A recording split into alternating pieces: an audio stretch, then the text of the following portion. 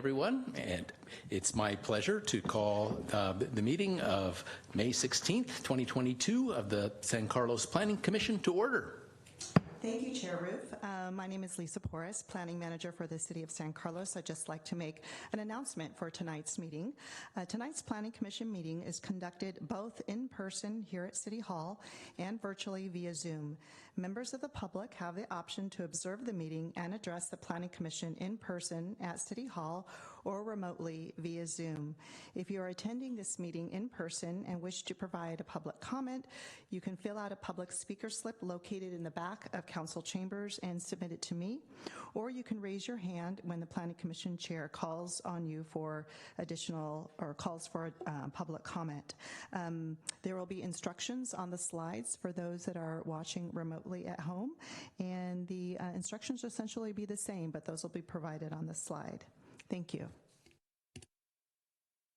Okay, next we'll have the Pledge of Allegiance. So if you would join me in the Pledge of Allegiance. I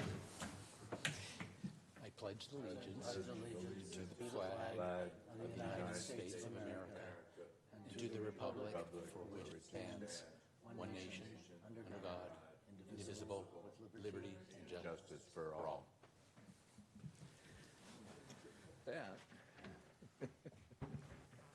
Next, I would a roll call, please. Commissioner Garvey. Present. Commissioner Iacopone. Present. Commissioner Bradley. Here. Vice Chair Clements. Present. And Chair Roof. Present.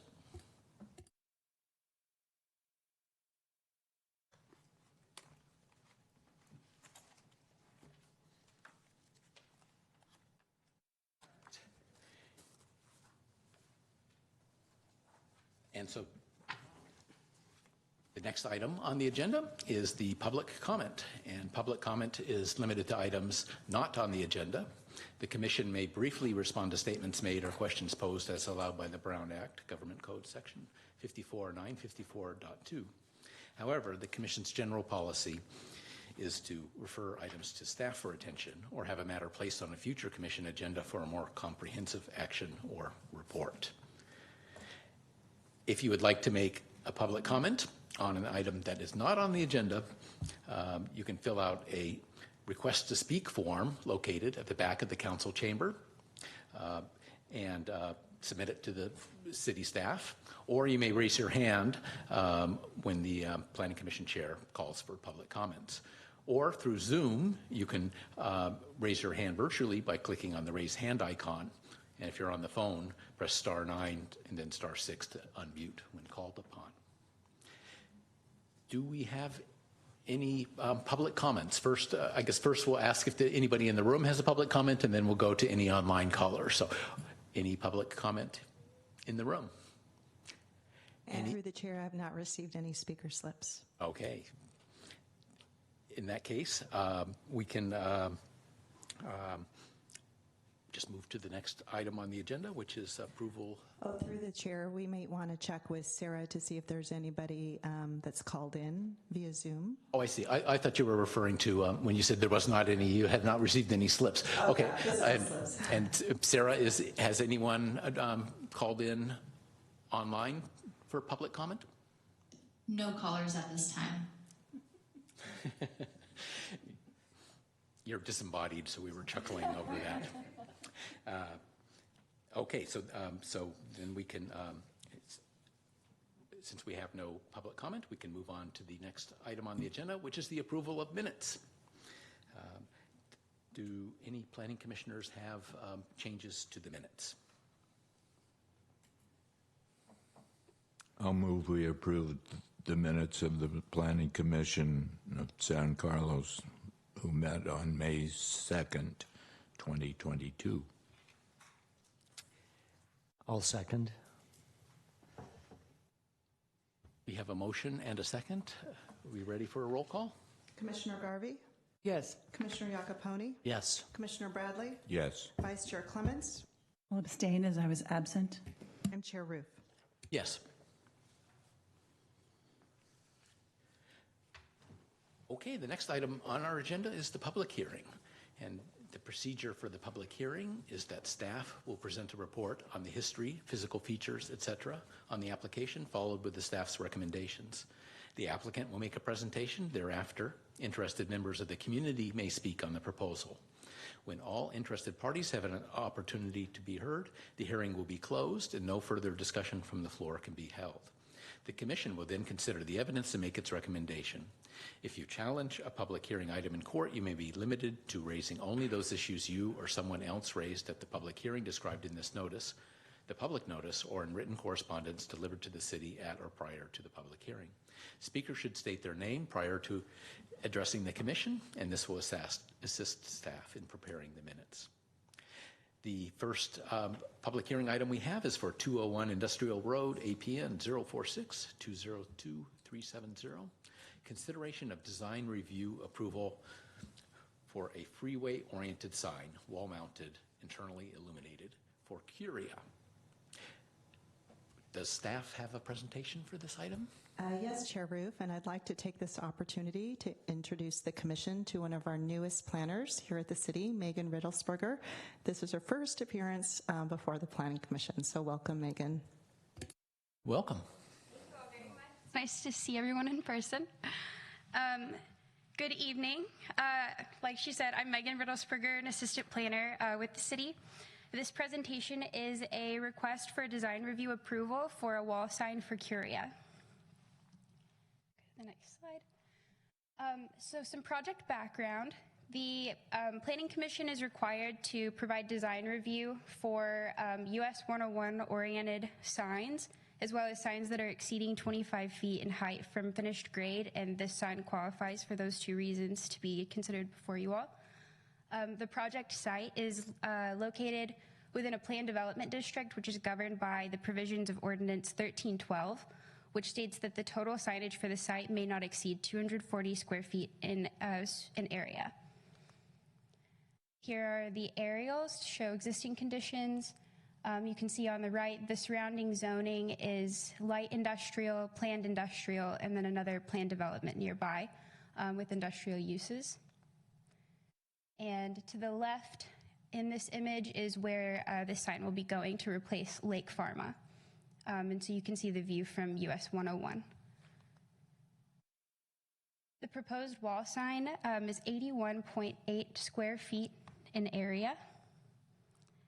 And this will replace a 115.5 square foot sign for Lake Pharma, so it's going to be smaller than the existing conditions, and it's 61 feet from finished grade in height.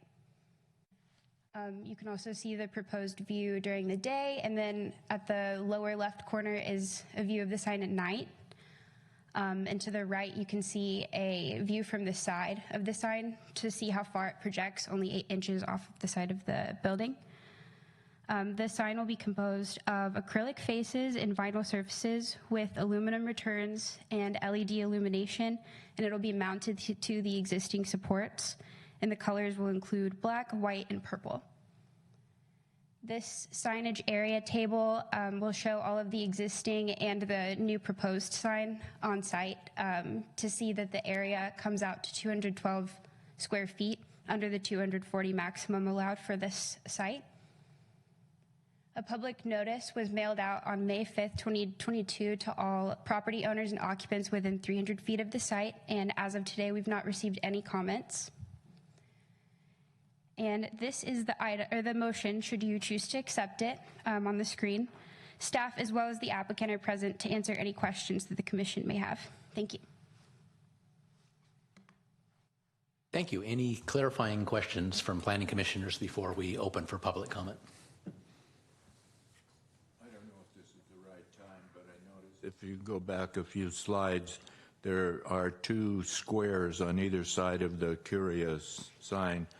Are those black, white, or purple? They're not white. They look, the symbol above the eye, of course, is purple. And more to the point is, what are those squares darkened? If you take Not included in the calculation of the area of the sign, I don't think. These are just part of the building facade that's already existing. If you look at I don't know if you guys can see the slide, but if you look at the existing conditions on this elevation, you can see the red squares that are on either side of Lake Pharma. The other side, you can't see it as well on the right, but the other side of the building is mirrored. So here's another view of what that'll look like with Curia in it. And there again with Lake Pharma. There they are. Sure, here you go.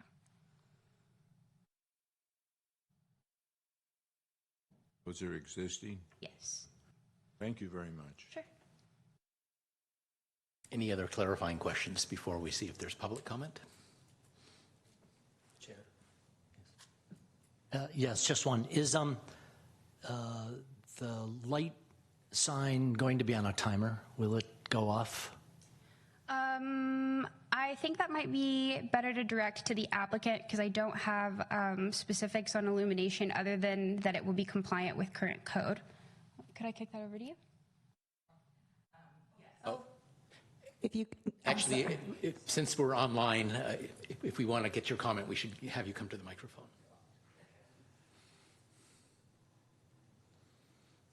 This is all good practice for us since we're new to the in-person.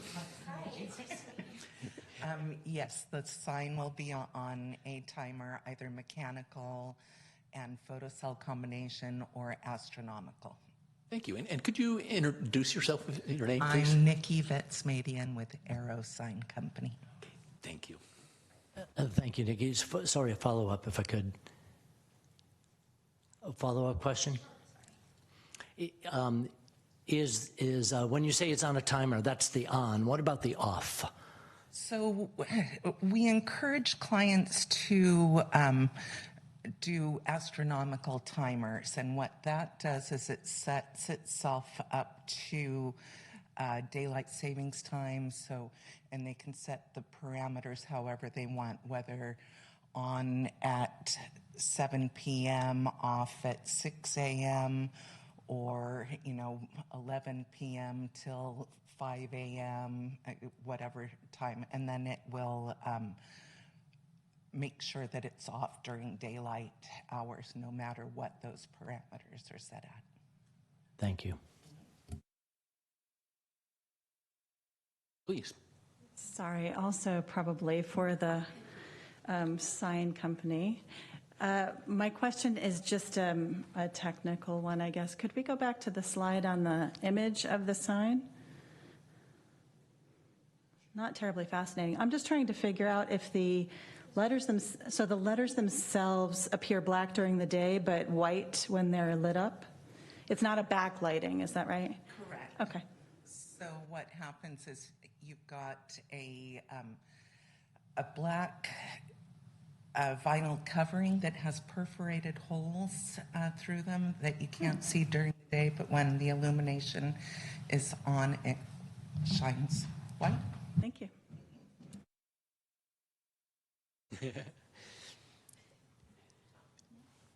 Any other questions? Well, let's open so there's no formal presentation from the applicant then. Okay, let's see if there's any public comment. First in the room, I gather there are none. And Sarah, is anyone online for public comment on this item?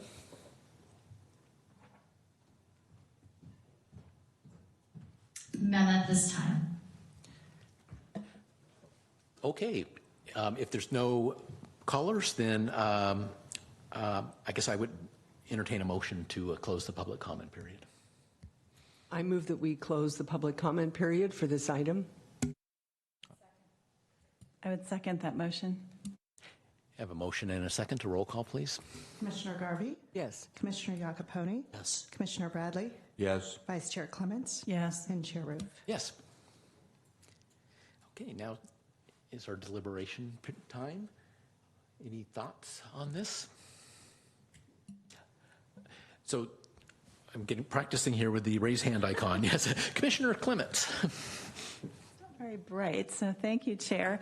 I just wanted to make the comment that I think the sign is quite attractive, that it fits kind of an industrial look and kind kind of a modern, the sans serif is very in keeping kind of with some of the businesses that are around here and kind of a biotech feel in our area and kind of science focus. So I would just say that it's very attractive to me, and I think it's appropriate for the building and contextual. So I like it.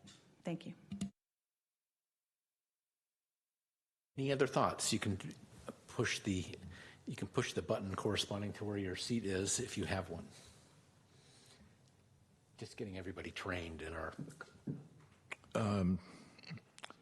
First, let me say I usually oppose signs, especially on Highway 101. I think they're a safety hazard and distracting to drivers day or night. However, this sign project is a little different than some that we see. I think the lettering is appropriate. The scale seems appropriate. I don't think people are going to look up that high in some cases, but this is attached to the building. I like the lettering, and one thing I did notice that bothered me, not next door to this project, is a sign. I thought the city required that signs only indicate what's in that building and not advertise other things. So I noticed a tire sale sign that was up on a building next door to this, right adjacent to it, 10 feet maybe away. And that bothered me, but that doesn't detract from this. I can support this project. Thank you.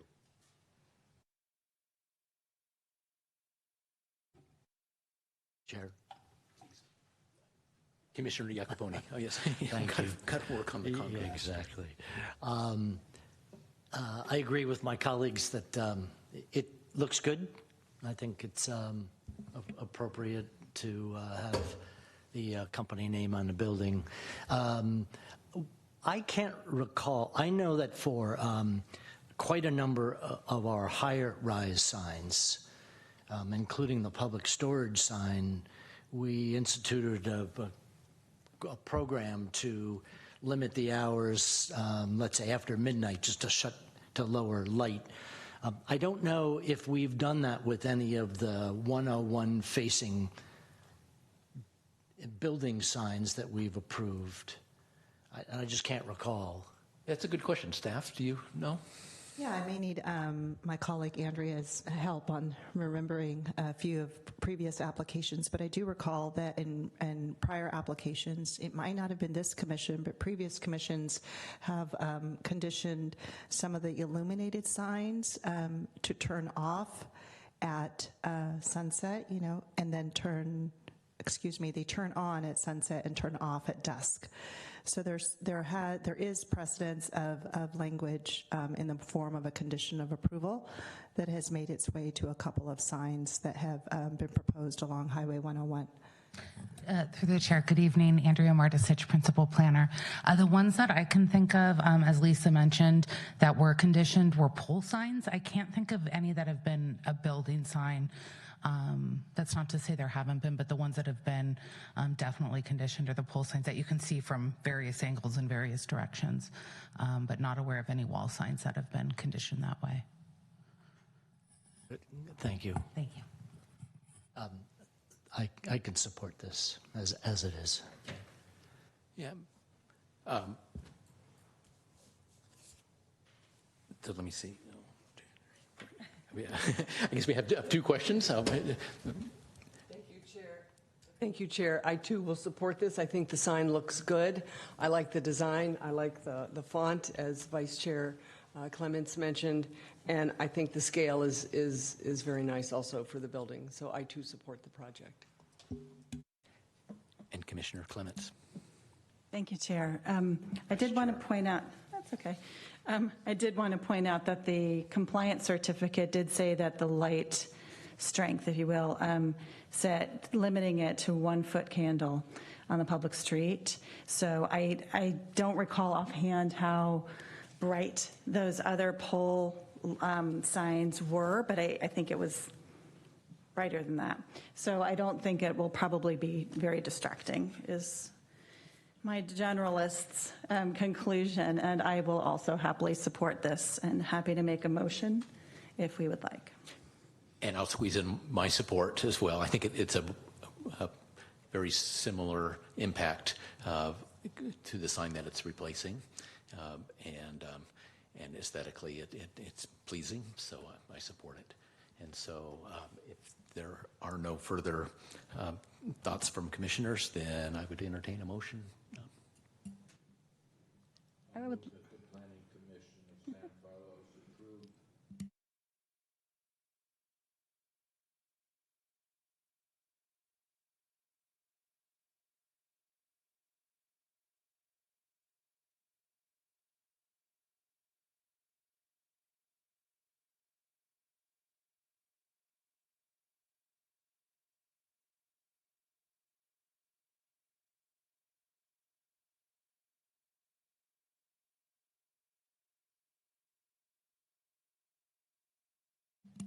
And I'll second that motion. We have a motion and a second. Can I have a roll call, please? Commissioner Garvey? Yes. Commissioner Iacoponi? Yes. Commissioner Bradley? Vice Chair Clements? Yes. And Chair Roof? Yes. Congratulations.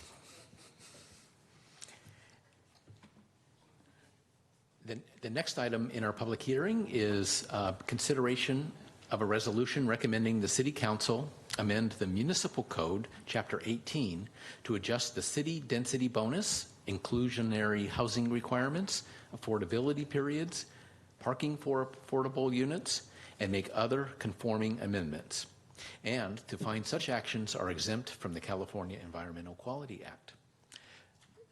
I see staff has a presentation. Welcome. Thank you, Mr. Chair. And it's nice to see all of you in person again. My name is Adam Aronson. I am the city's Economic Development and Housing Manager. And as stated before you tonight, we have the below market rate ordinance update. You'll recall a few months ago that we came to you with a study session for this item. Most of what you will see tonight is the same as from that study session, with a few small updates that I will highlight for you. So I won't go into too much detail on some of the finer points, but I'll be happy to answer any questions you have along the way. I first want to start with a brief overview of what we'll be talking about tonight. So first, we'll talk about the waitlist, our affordable housing waitlist, and our BMR unit inventory overview. And then we'll do a current inclusionary requirements and recommended changes slide, followed by our potential density bonus changes, and then the additional BMR ordinance revisions. And those include threshold to construct a BMR unit, affordability periods, and unbundled parking. And then these two newer items that we didn't talk about last time are the unit size requirements and unit location requirements. So starting with an overview of our affordable housing waitlist, as you'll recall, all new residential developments coming into the city of 7 or more units are required to build below market rate units. Those units are then filled from the city's affordable housing waitlist, which currently has over 4,500 households and 98% of which are at low income or below. 61% of those households are 1 or 2 persons, 18% are 3 persons, and 21% are 4 or more persons. And the bottom tables you'll see below are our BMR unit inventory makeup. So on the far left, you can see the breakdown by number of bedrooms, in the middle by income levels, and then on the right, rental versus ownership units. On this slide, you'll see our existing inclusionary requirements and then our recommended inclusionary requirements on the right. So starting with the existing requirements for an ownership development, we would currently require that 15% of the units overall be below market rate households. 10% of those are then further broken down to moderate income households and 5% low income. What we have found is that that tends to be on par with neighboring cities in the area. And we've been working with a consultant to determine the feasibility of furthering that ordinance to gain more BMR units. And from what we have found, we believe we could go to 20% all at low income, which would increase the number of affordable units in these projects, but still maintain financial feasibility for these ownership projects to move forward. On the rental side, the story is slightly different. We currently also require 15% overall, but at deeper income levels. So 10% very low income and then 5% low income. And we found that this, in terms of the income levels, tends to be more aggressive than what neighboring communities are doing. We also looked at the feasibility of rental projects in San Carlos, and with our current ordinance, it's already a very slim profit margin for those projects to move forward. And so we're not recommending a change on the rental side of the ordinance. So our recommendation is to maintain the present policy, but then also to highlight a 15% very low income alternative. The reason for that is the 15% very low income automatically triggers the 50% full state density bonus. And not all projects wish to use that full bonus, which is why we're not making it a requirement, but we do want to highlight it as an alternative for anyone coming forward. And so with that in mind, we were trying to come up with ways for how can we improve the feasibility of rental projects in our community, since it's already fairly difficult. And the option we came up with after talking with developers was enhancing our city density bonus. So as you know, there's a current state density bonus that, depending on the number of the percentage of units and the level of affordability, gives a different bonus, could going all the way up to 50%.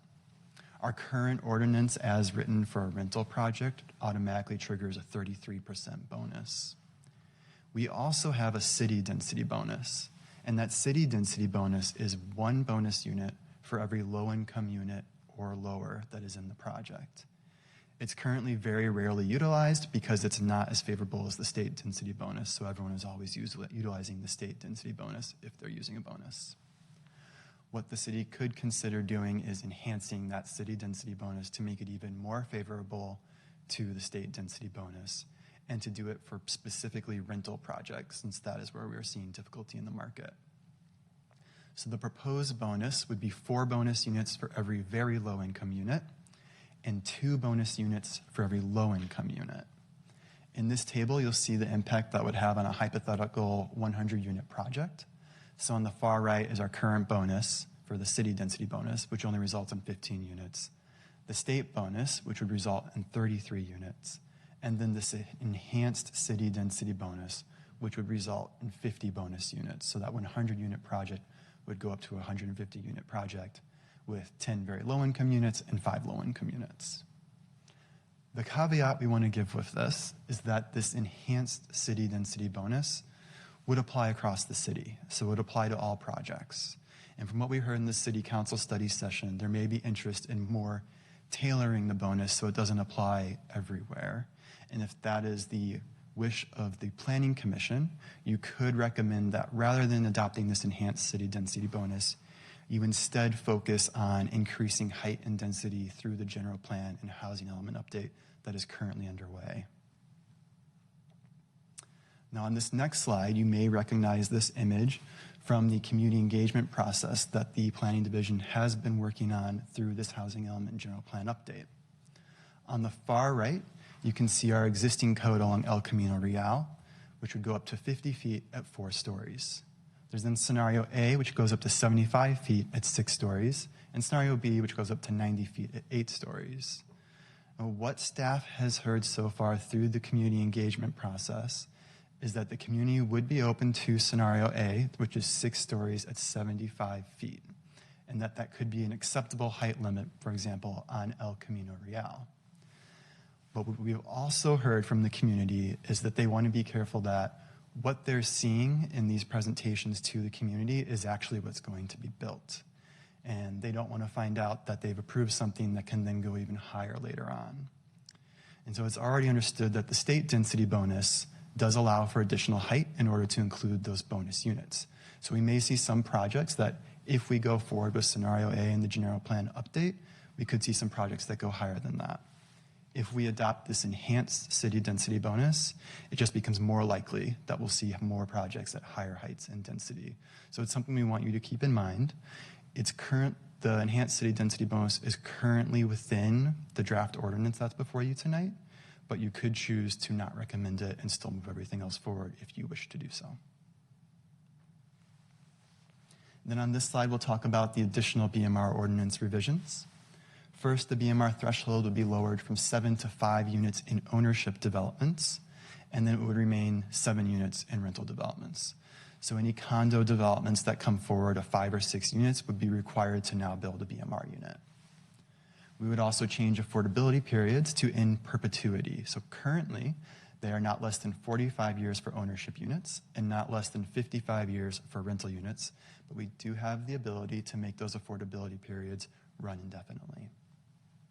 We would also like to make changes to the code regarding unbundled parking.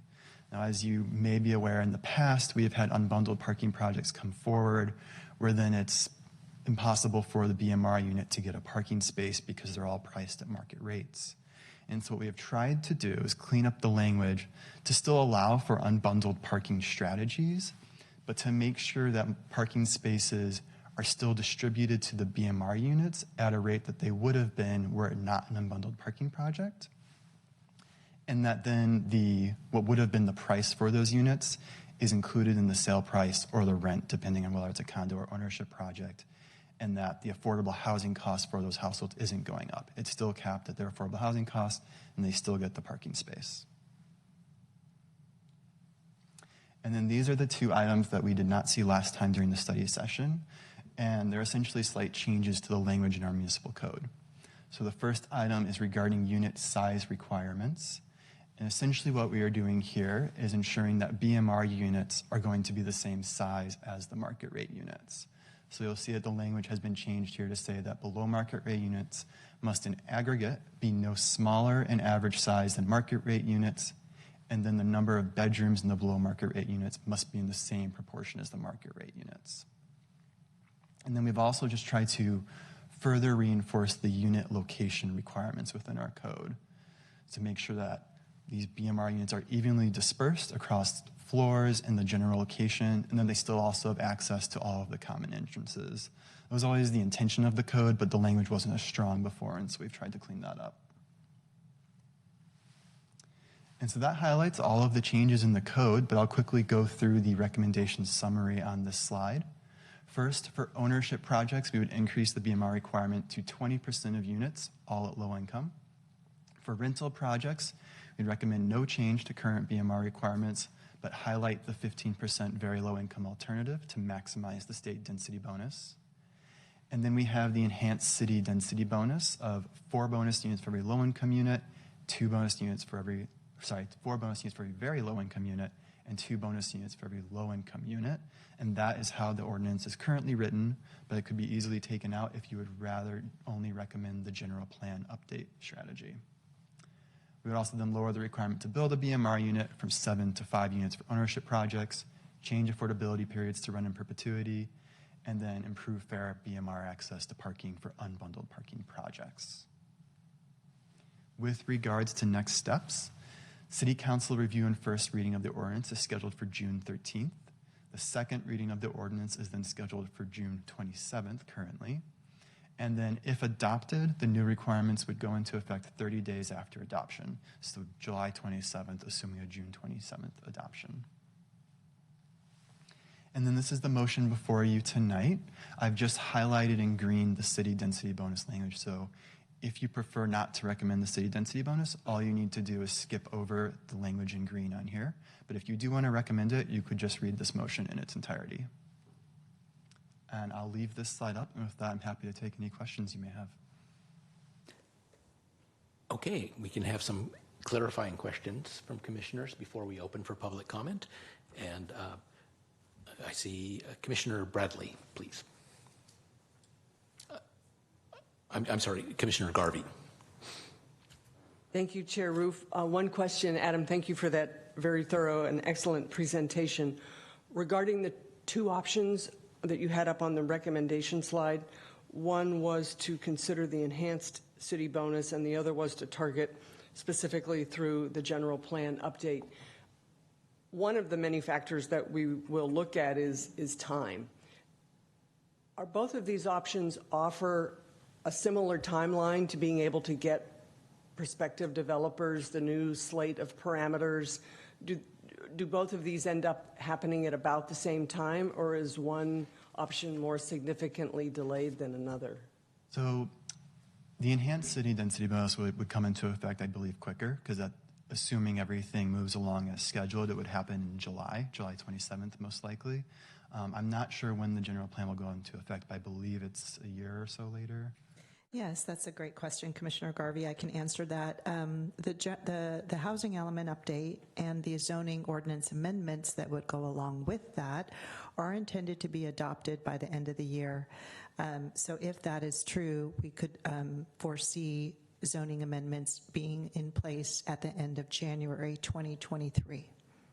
So my colleague is correct. We'd have potential changes to the that's before the commission this evening by the end of July, and then zoning ordinance amendments as part of the housing element update by the end of January 2023. Thank you. That's all I have.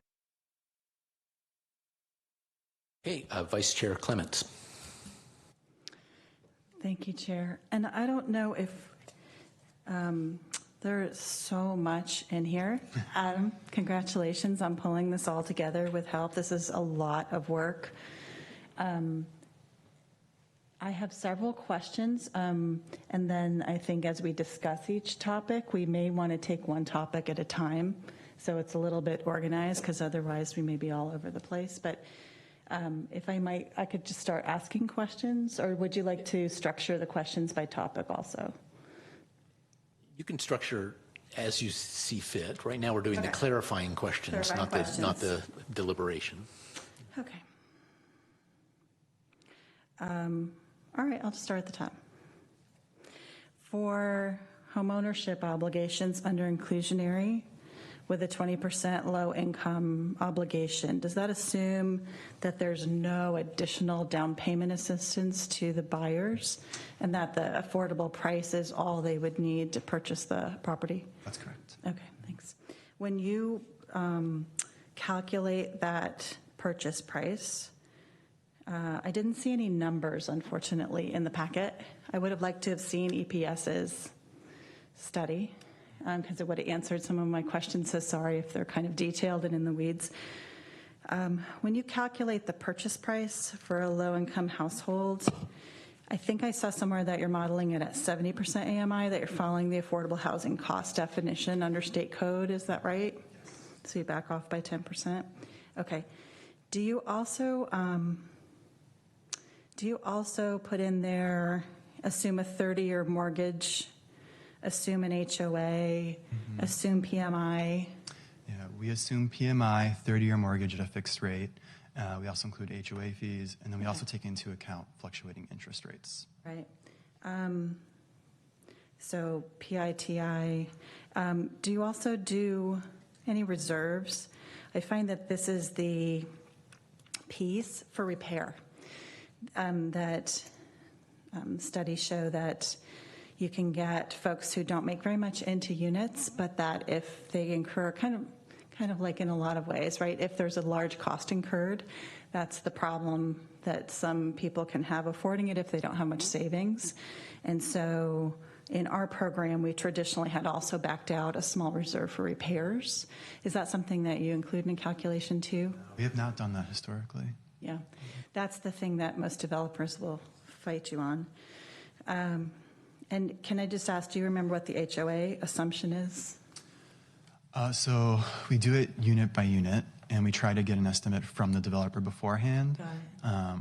So usually it's pretty accurate, and then if it changes, we'll update it as appropriate. Okay, yeah. But it's high, and that is a difficulty because they go up and we don't have control over them. There's no control. It is actually something that we hear from a lot of people, that the HOA is just can go up, and it's really unaffordable. Okay, three more questions, I think. 4 more. Here's an easy one. I saw that the ordinance included a fee to pay for something, but I didn't see something in here that there's a fee included to pay for staff costs to monitor the affordability restriction over time that gets recorded. Is that in your ordinance? The fee within the affordable, or we're just within the in lieu fee? I guess for a rental property. So actually for home ownership too, right? So that if you're going to something that's affordable in perpetuity for a home ownership, or for for rental, that we need to make sure that it stays affordable over time. So we need to know the income of the people that are in there. So that requires staff costs. Yeah. So I was trying to find, but maybe I missed it, that the ordinance lets you charge a fee To the developers, yes. to the developers. Yes, we do. We don't charge any- annual. Not an annual fee, no. Just an upfront fee at the beginning. Okay. All right, so that'll come into my recommendation. Have you seen any developers trying to use the density bonus to get rid of ground floor commercial? Not yet. Okay. I don't believe I've seen that. Have you seen that, Lisa? No. Okay.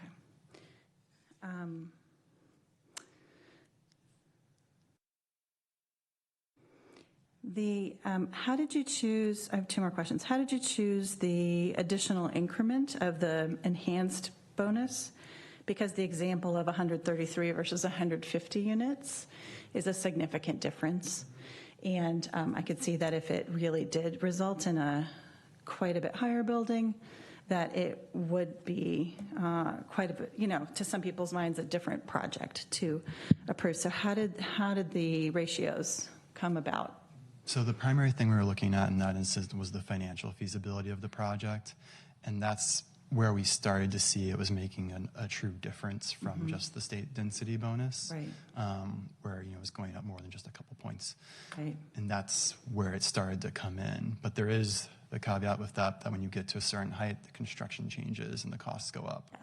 So for larger projects, it might not be making a huge difference. It'd be more the mid-sized projects that still have room to go up.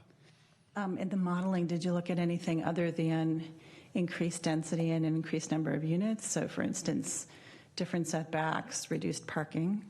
We didn't. Well, we have heard from parking as well, but our main thought behind that was that you could utilize the city density bonus with the state bonus, and you could still get the concessions to parking and setbacks through it. Okay. And then one other just clarifying question. The idea that either you could use the city density bonus or you could use the general plan with a different zoning profile.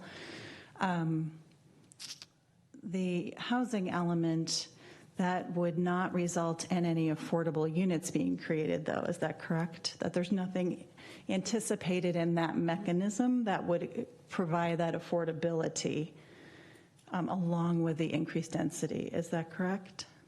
I'll try to answer that. In and of themselves, no. It would just be an increase in density, the maximum allowable density, and an increase in height. All things staying the same, if we weren't making amendments to our BMR ordinance, they would be subject to the current regulations in place. So I would say that the affordability component that we contemplate looking ahead at in anticipation of these increased densities would really rely on this modification before the Commission and Council eventually. I'll add to that as we modeled that enhanced city density bonus, we assumed that they would just use the baseline requirements for our BMR units. So they would still do the 10% very low, 5% low for a rental project and not go beyond that. They could, but we based it off the baseline requirements. Okay. So still providing the units. Okay. Thank you.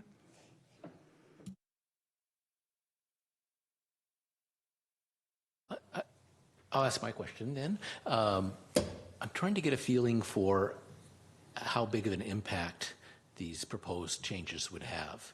It's sort of the bottom line. And so we have two scenarios on the table, the one with and without the city bonus included. So could you give us an estimate of how many additional BMR units might come about from this per year for the two scenarios? Sure. It's a tough one because what we're looking at for the rental projects is there's no change to our current BMR ordinance requirements. So where the additional units would come from is the additional development. So if we move forward with this enhanced city density bonus, the hope is that it would create more feasibility for more rental projects to move forward, which then is just more units overall, and then that 15% portion gets greater because there's more projects. How many projects are going to come forward is difficult to predict. At San Carlos, we have smaller lots than a lot of our neighboring cities. It's harder to assemble enough to get a larger rental project moving forward. We do hear of some that are interested in coming here, and the thought would be that perhaps this bonus could tip them over and move forward a couple of projects that might not move forward otherwise. It's the city bonus you're referring to. Yes, that's correct. But that could potentially also be accomplished through the general plan update as well if you're increasing the height and density in those same areas that we know developers are looking at. And without the city bonus, is it pretty much just a continuation of the current situation with the state? Some more so of a continuation. I won't say exactly because there have been changes to the state density bonus that have been making projects more feasible, and we've, I think just from that change alone, seen more interest than we have in the past. But at the same time, construction and land costs continue to go up, so there's a question of where's the balance on that, and that I'm not sure if I could answer at the moment. Okay, that's my question. Any other clarifying questions before we open for public comment? I see none, so, Thank you, Chair. Thank you, Adam. Very good presentation, and I think as my colleague pointed out, there's a lot in it, even sort of on the second reading. Like we had a chance to digest this a bunch of months ago, so thank you. I'm probably a step behind. The proposed city density bonus, I've heard it was generally applicable, and then I heard it was only applicable to rental. Mm-hmm. Can you just set me straight? Yes, so the city density bonus would only apply to rentals, but I think when I said generally applicable, I meant throughout the city, so not into specific zoning areas. Good, thank you. And then you put up a graphic, a picture of 3 different housing units.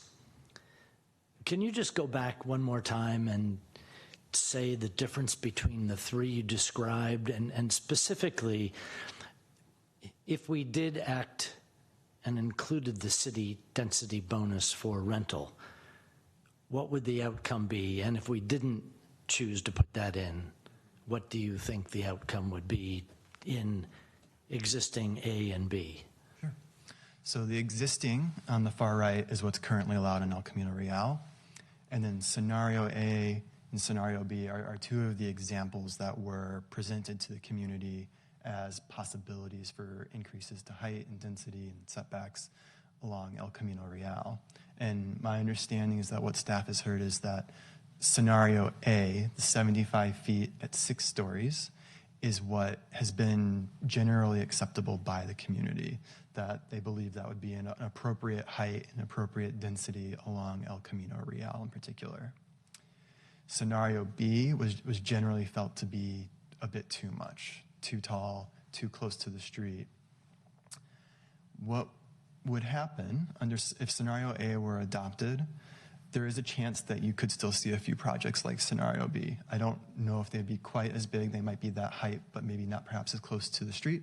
But through the state density bonus, there's still a right for developers, if they're building the right amount of below market rate housing within the project, to add height in order to incorporate those bonus units that they would receive. If the enhanced city density bonus would go forward, because it's an even greater bonus beyond the state density bonus, I think it's more likely that you would see more of the scenario B projects. That was great, thank you.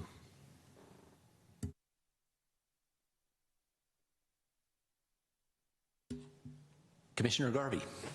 Thank you, Chair Roof. And then just to piggyback on that, if they were to go higher because of the density bonus, do the setback rules still apply?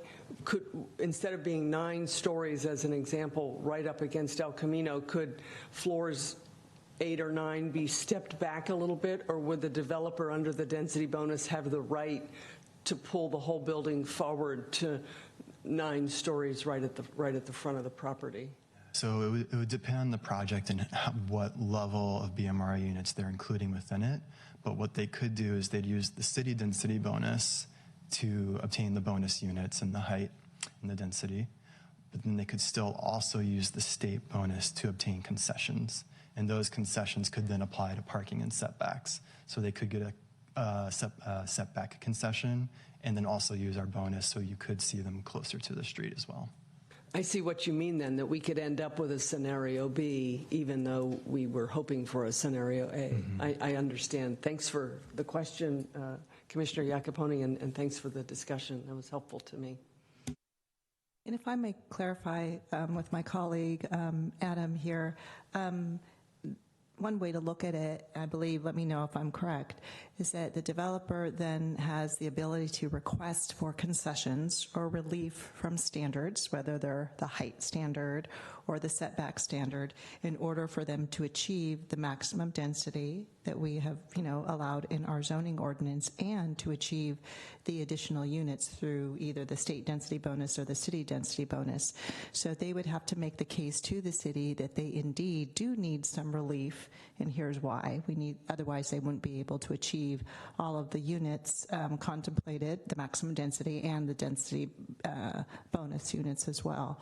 So it's not like they just get it, but they have to make the case that they need it in order to be able to take advantage of the units that they would be afforded under zoning and density bonus units as well. Yes, that's right. They do need to show that they need that concession or that height increase to accommodate the additional units.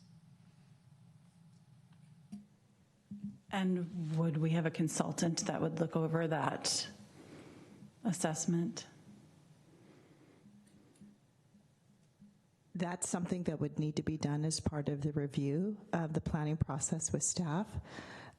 So the planner, in working with a developer or applicant, would be reviewing those requests and modifications. So that would be part of the review process in determining what concessions are needed in order to reach the unit count under these provisions. And just to clarify, I mean, my understanding is when somebody needs to go higher, it's because of a financial feasibility problem. They need to add additional units to make the affordable pencil, basically. And so, so that's the question, which is, would we have a consultant on retainer to just double check that, this whole thing is not feasible if you don't get the additional units with that level of affordability, but it is feasible, with our estimates, not theirs, if you, do the alternative. That's something that we could do, that we could definitely do that under the review of an application. Okay. We have the ability to do that. Correct. Got it. Thank you. Commissioner Garvey. Thank you, Chair Roof. To piggyback on a comment you made, Adam, there aren't that many large property or parcels available yet currently in San Carlos that would accommodate a 6 or an 8 foot story. So am I to read into that the reality is, while there may be some 8-story projects, we don't have sufficient number of large parcels. We're not going to have a whole wall of 8-story buildings running down El Camino simply because we don't have the property size to accommodate that height of building. Am I understanding that right? At the moment, yes. I don't want to guarantee that couldn't change. It's certainly feasible that parcels could be assembled. We've seen that in the recent past, and it becomes more appealing to developers as they know they can get more height out of the projects and more density. Thank you. Well, if we don't have more clarifying questions, maybe we can open for public comment if there are any. If you would like to make a public comment on this agenda item number 6B, amendments to Municipal Code Chapter 18, City Density Bonus, etc., now is the time to speak. You can fill out a request form, or you may use the Zoom meeting functionality, raise hand icon, and if you're on the phone, press *9, *6. And I see no one in the room has a question. Sarah, is there anyone online who would like to make a public comment? Yes, we have 2 callers. First up David Tusman. Well, welcome, David. If you have 2 minutes. Oh, am I unmuted? Yes, we hear you. Welcome. Hey. Good evening to the commission and staff. Thank you for the report. My name is David Tusman. I'm a resident of San Carlos. I'm also an active member in the pro-housing group Peninsula for Everyone and Peninsula Young Democrats. And I'm calling to first ask a question about what quite is the difference between, or how does a city density bonus compare and contrast to an affordable housing overlay zone that I've heard other cities have been approaching this problem with? And then more in general, I really strongly support the city density bonus, as is stated in the report and has been stated by the Commission and Council. Our goal is to allow more affordable rental units to be built, and that's exactly what this report is saying, that having a city density bonus will allow us to build these sorely needed units at a greater rate and a greater affordability, and I feel like that should be open and closed. And the concerns about some kind of odd alignment of planets that would allow an extra story to be built on one parcel that some people in the community would be upset driving by every few days. I don't think that's a reasonable reason to not recommend the city density bonus. Thank you. Could staff address the little question at the beginning briefly of his comment? Would that be okay? So we have not explored affordable housing overlay zones in the city in the past, I believe. Lisa, do you want to add more to that? That is correct. We have not explored that. That's something that we could look at and consider as part of the housing element policies that are currently being developed at this time. If this is direction that we get through the process, that's something that we could look at. As it may seem and be obvious to everyone, is that an overlay district applies to one specific area or maybe a few areas, whereas this would apply citywide. Okay, thank you. Sarah, can we have the next public speaker?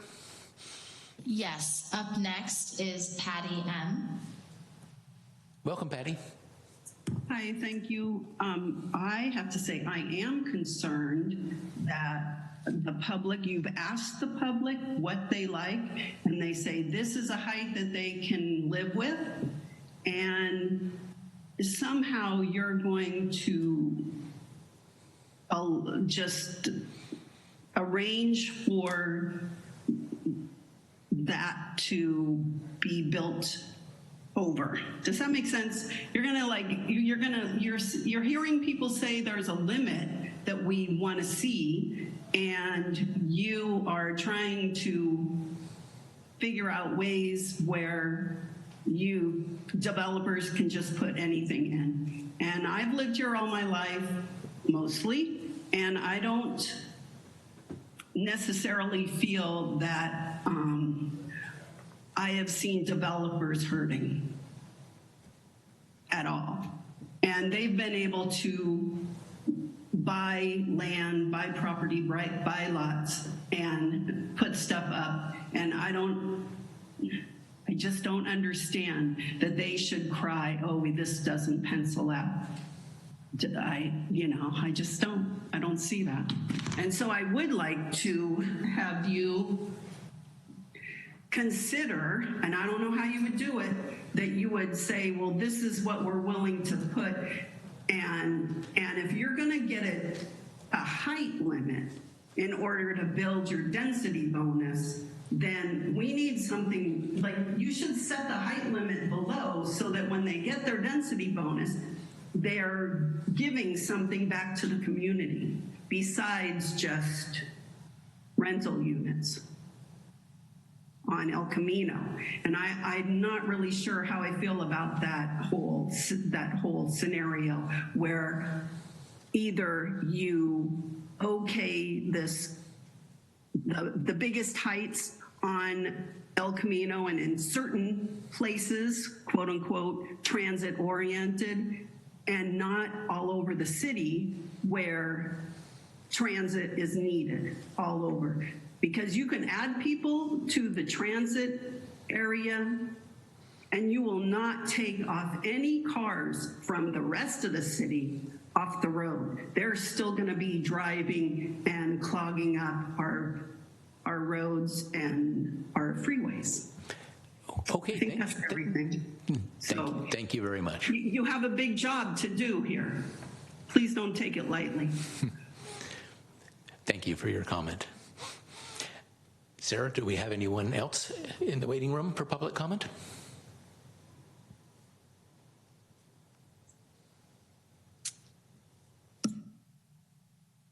Not at this time.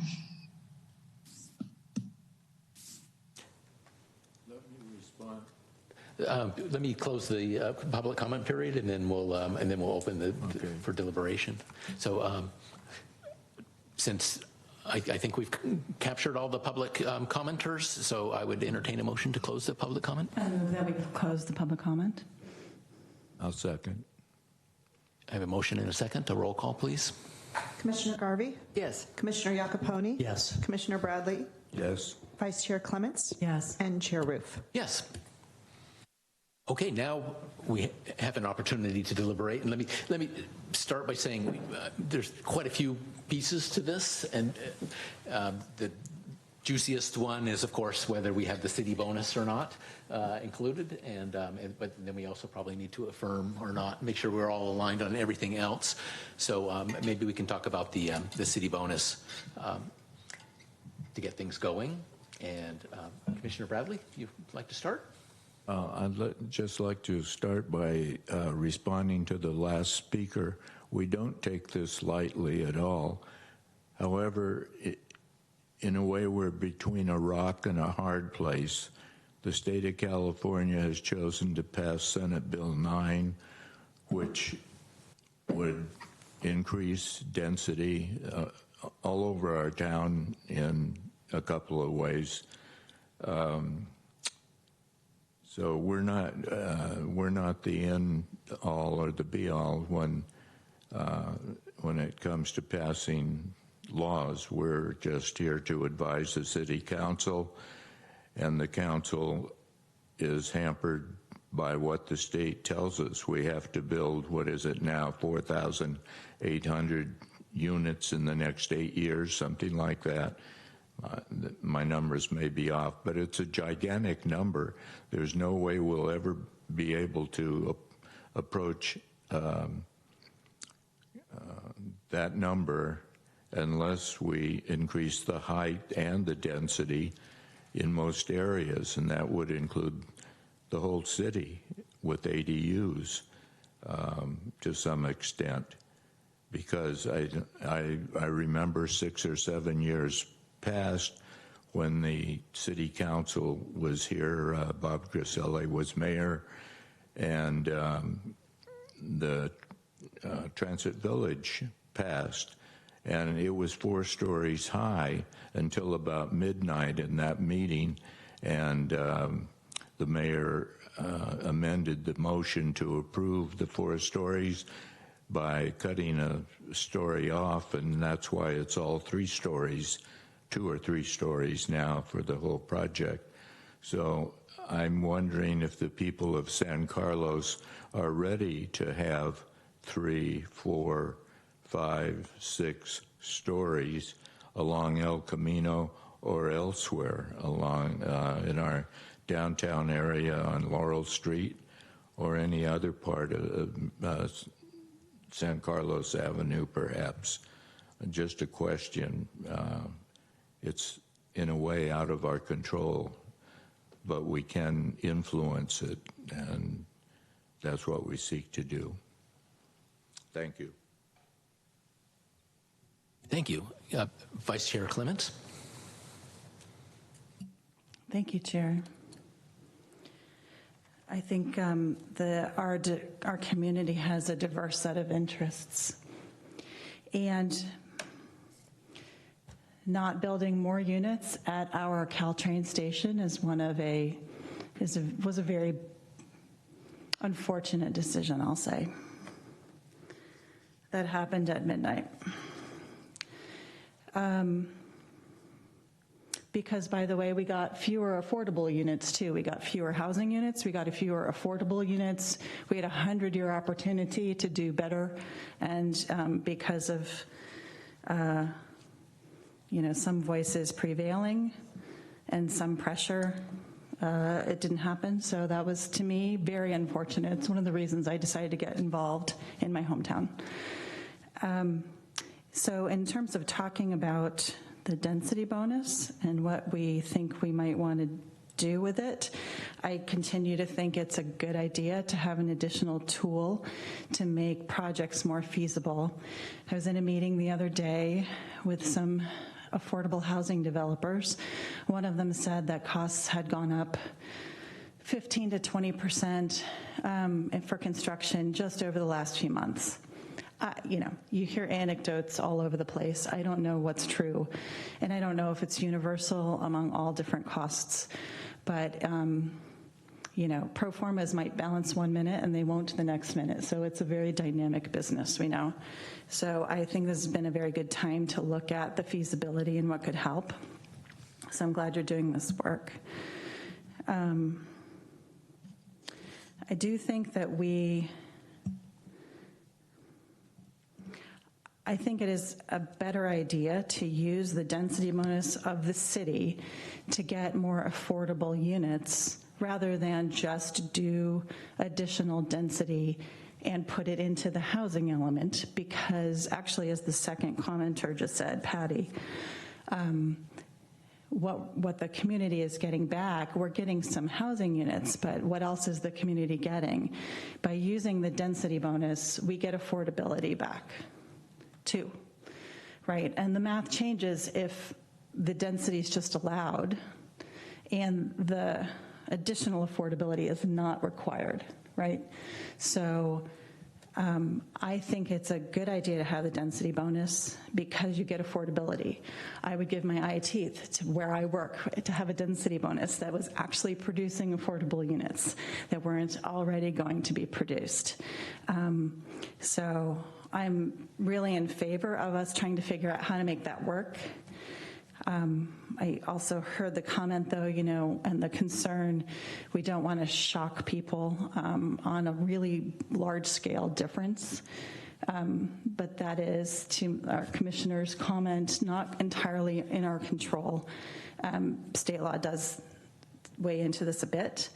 But to the extent we're designing our city density bonus, I do wonder if it could be used to have a significant difference in height, that maybe something that was place-based could be more appropriate, so that it mirrored the areas that we anticipated more density for in the housing element, but we didn't give up that tool. We just made it compatible where we saw density being appropriate, like El Camino. So that is my thought. My other thought is there any way to have it not used, to have it used in other ways other than increasing height? Because there are so many components that developers can choose, because it's really at their election, right? But if we're creating our own, what are the components that we create that they could choose and still have it used? And so I just wonder if there was anything that we could do, and maybe this is an EPS question, a technical question, and maybe it would or wouldn't work, but, is there something that we could do that created a density bonus that allowed setback changes or parking changes, but didn't allow unlimited height changes? It allowed some height change, but not a lot, right? Is there some kind of confine that you could put on the change of one dimension? I don't know. So that was my other thought, which is just how would we like it to work and yet still get back some affordability? So that probably changes the calculations. But that's my question. So I would suggest, obviously El Camino, good place to use it. Great idea.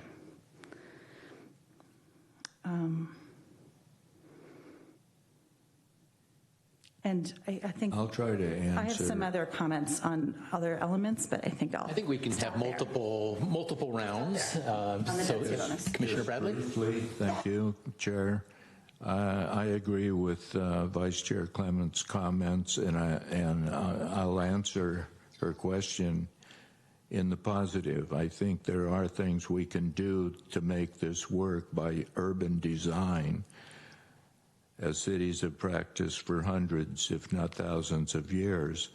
It's not impossible. It's difficult because we always have our boss, not the city, our boss are the people that live here, have invested their life savings in real estate property, their homes here, and they live here, they want to work here, or they work here and they live somewhere else and wish they could live here. I think I'm optimistic about the outcome if we follow our instincts and work it through and not politicize it and get a lot of citizens angry at us. I'm optimistic again, and I agree with Kristen. Thank you. I'll jump in with my thoughts, and then we can continue to discuss. I think this is important. I'm very interested to find ways to have additional housing in general, and in particular, affordable housing introduced at a greater rate to our city. And I'm a little concerned that without the city bonus, we haven't really applied much pressure in that direction compared to what the state has already instituted.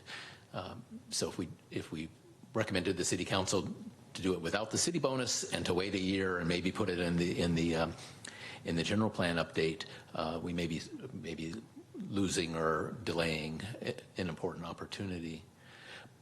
And I'm quite aggressive about the opportunity to build along El Camino Real. I sense that looking at some of our adjacent cities, there's some pretty big buildings along El Camino, and they seem to fit very nicely on that street, the proportions of the street, and I'm not personally worried that it's going to ruin the character of San Carlos along El Camino. So be very happy to have even the option B scale work along El Camino, but I'm much more concerned with multifamily housing elsewhere in the city, and that it could have a pretty strong detrimental effect on the neighborhood character or adjacent properties if we just open the spigot entirely. And this is, I think, the same concern that Vice Chair Clements was raising about along El Camino. Fine, elsewhere, well, that's a tougher question. I suspect that's also what the City Council is concerned with.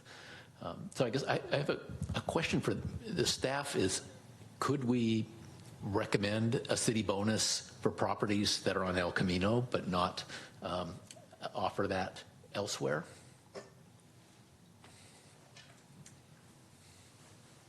That is a good question. I hesitate to say we could define the geographic boundaries within this meeting, but you could recommend it and we could develop our understanding of what you're recommending and bring that to the council, I believe, if you're looking at, say, just along El Camino Real. And I would just offer as information to the commission, when we looked at areas that would receive the highest density and the highest height increase, or the tallest buildings, would be areas along El Camino Real and then also on San Carlos Avenue. So our current code, in fact, along San Carlos Avenue, the highest density that we have in the city is along San Carlos, not East San Carlos Avenue, but our other San Carlos Avenue at 59 units to the acre, where on El Camino Real it's 50. So actually San Carlos Avenue is a little bit higher for that mixed-use piece that goes up the street there. So going back to the image that we had on the screen and those that attended the workshop and where they were sort of leaning towards in terms of the higher density would be areas along El Camino Real, the full extent of El Camino Real, both sides, and then along East San Carlos Avenue, because that is an area that already has, for example, the highest density in the city at 59 units to the acre. Other areas would be, are currently being proposed for 100, and shorter buildings at 5, but the areas that would receive the most significant increase would be El Camino Real and then San Carlos Avenue. Lisa, can you remind us where is being proposed for 100? Those would be areas that are, unfortunately, I don't have a map, but areas, let's say, that are, I guess, west of El Camino Real, that are in the mixed-use downtown zoning district, and also in the RM 59. Those would be adjusted as well. And yeah, a map would be helpful for this discussion if we anticipated it, but I guess I just really wanted to clarify where we were looking at for the most significant changes would be El Camino Real and East San Carlos Avenue.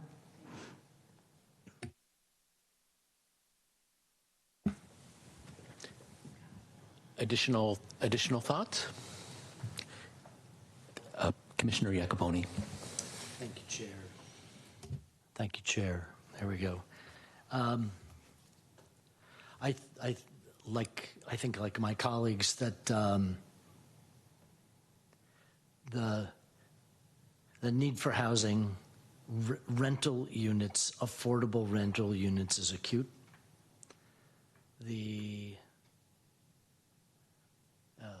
It is inevitable that we need to go up in the city. What I would say, and I'll just put it out there, I'm not supportive of the city density bonus as written on the basis that it is citywide. I'd not heard of this notion of an overlay district, maybe that looks like along El Camino Real, the west side. Maybe that includes some of the areas that we talked about in the east side vision plan that might abut or might be on the edges of the development there. It feels to me like, so I think the idea of going up is necessary. I think where we approve as a city and that we recommend to City Council opening up that option needs development. I don't feel ready tonight to just recommend citywide. And I think that our public deserve to take the voice that came out of that workshop and know what is proposed. And it feels like, especially with just a little bit of input tonight, we don't really have the city, our fellow citizens in the community along with us. So therefore, back to, I'm not sure where this comes out in the way of a recommendation. I won't support the city density bonus tonight and would absolutely recommend a review of where in the city density bonus that might result in 7, 8, 9 stories would be appropriate, and figure out how to get that into our planning and zoning process.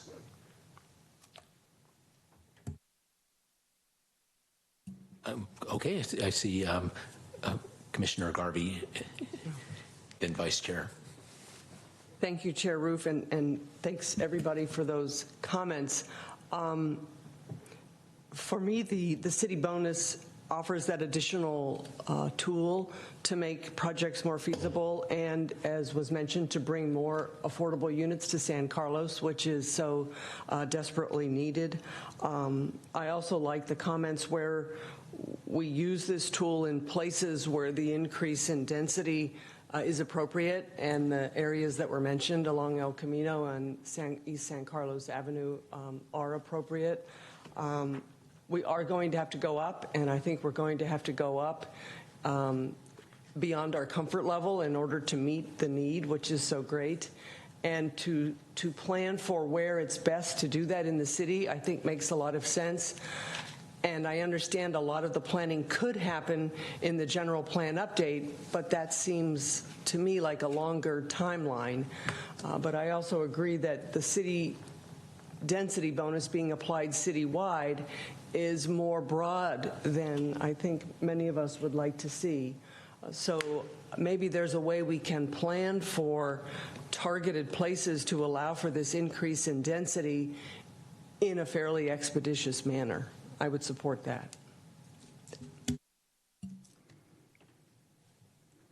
Vice Chair Clements. Thanks, Chair. I had a question and a comment.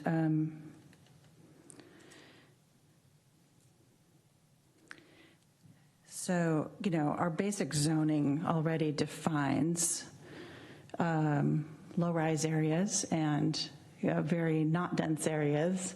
So, you know, the density bonus, a density bonus that were applied to a very kind of low-density area would only result probably in a handful of extra units. It would not be anywhere near the scale of something that was applied to a very dense project already.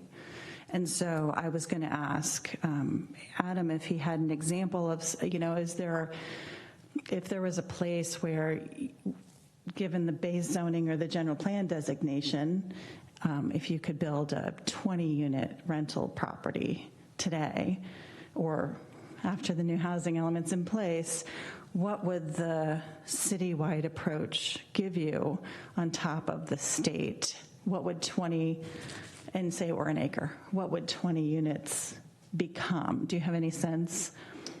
So 20 units would be I want to make sure I have the right numbers here. Sure, take your time. 2 very low income units and 1 low income unit if it's a rental project. So the 2 units would each get 4 bonus units, so that would give you 8 bonus units. And then the 1 low income unit would get you 2 bonus units, so you'd get 10 bonus units on a 20 unit project. So 20 would go to 30. Yeah, so it's about total. a 50% increase. So 20 would go to 30. So it would be a large increase, but only because it was a small base number. Right, so it wouldn't go from 20 units to like, oh my God, they're suddenly packing 80 units into that building space, right? Like I just want to think through that the underlying base zoning already does some of that contextual planning, right? Like that's what it's there for. And I don't want to short shrift the idea that a small increase to fairly small profile areas would not be really that big a change in character, even if it were applied citywide. So I personally don't want to take the citywide nature off the table. But I did want to also just offer now the comment. Overlay zones can do different things, right?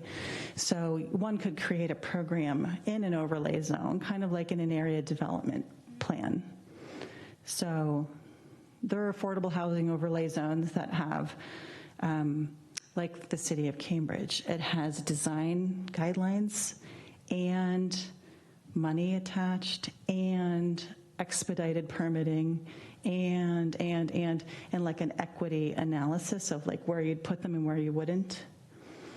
And it has some displacement prevention features. Like there's a lot of different things in different overlay zone programs for affordable housing as an example.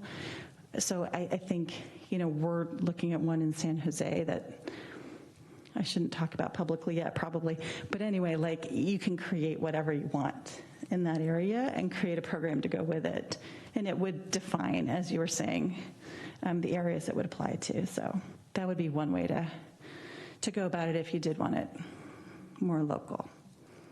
But I'm not going to make a motion to place-base it, because I think staff has thought through the implications in different contexts probably, and kind of trust that staff work. Thanks. Thank you. Additional thoughts? I guess my thought at the moment is that it would be frustrating to just recommend to the city council to pass it without the city bonus, because it doesn't seem like that's making any progress over what the state has already given us. And maybe some, to acknowledge there would be, but that would be a rather small impact. And so I hate to let loose of the city bonus idea in hopes of, in a year and a half, maybe we can get a more fancy plan together. And so that's why I was searching for a way that maybe we could have it be narrower, but possible at this point in time. And that was why I asked along El Camino or along if there's an overlay district that exists and can be referenced as a way to say apply the city bonus here, then that could be a way to really to have a significant impact without and still give us the opportunity to have a more refined and get more community input on the broader impact of elsewhere. So that's I would. So my inclination would be to search for a way to get the city bonus, even if it's only restricted geographically.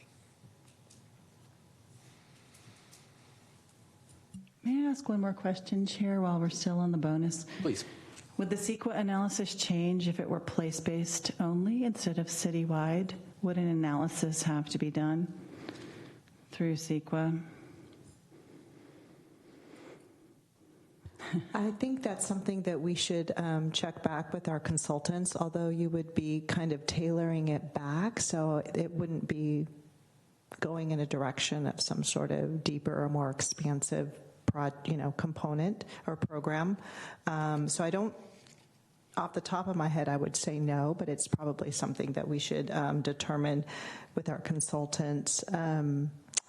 If it's place-based is what I'm hearing, just to confirm. But if we're scaling it back, I don't anticipate that that would necessarily change it. But we would want to make sure that we look at that as the project description to make sure we're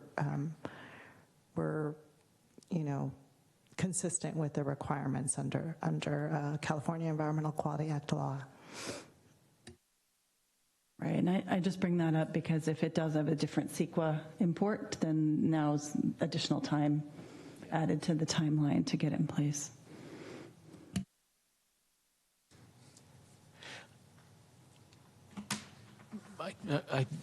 We make a recommendation to the City Council. I think it's, to some extent, they're ultimately responsible for figuring out some of these details, and I kind of want our voice to be heard.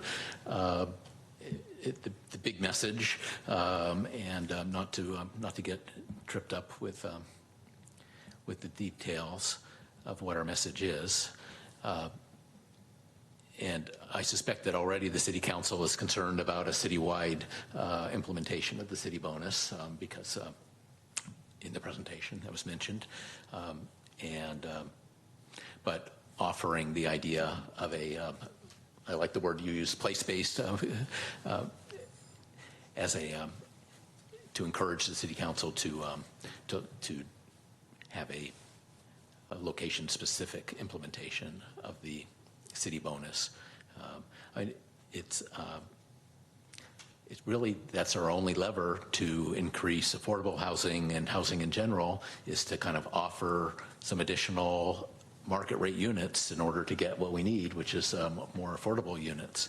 And so that's our one lever. And without that city-based option, we're not using the lever. We're saying, well, maybe in a year or two, which is why we arrived at this housing crisis. But I do want to protect our neighborhoods and to be judicious, and that's why the more focused, the geographical, seems like a place to be.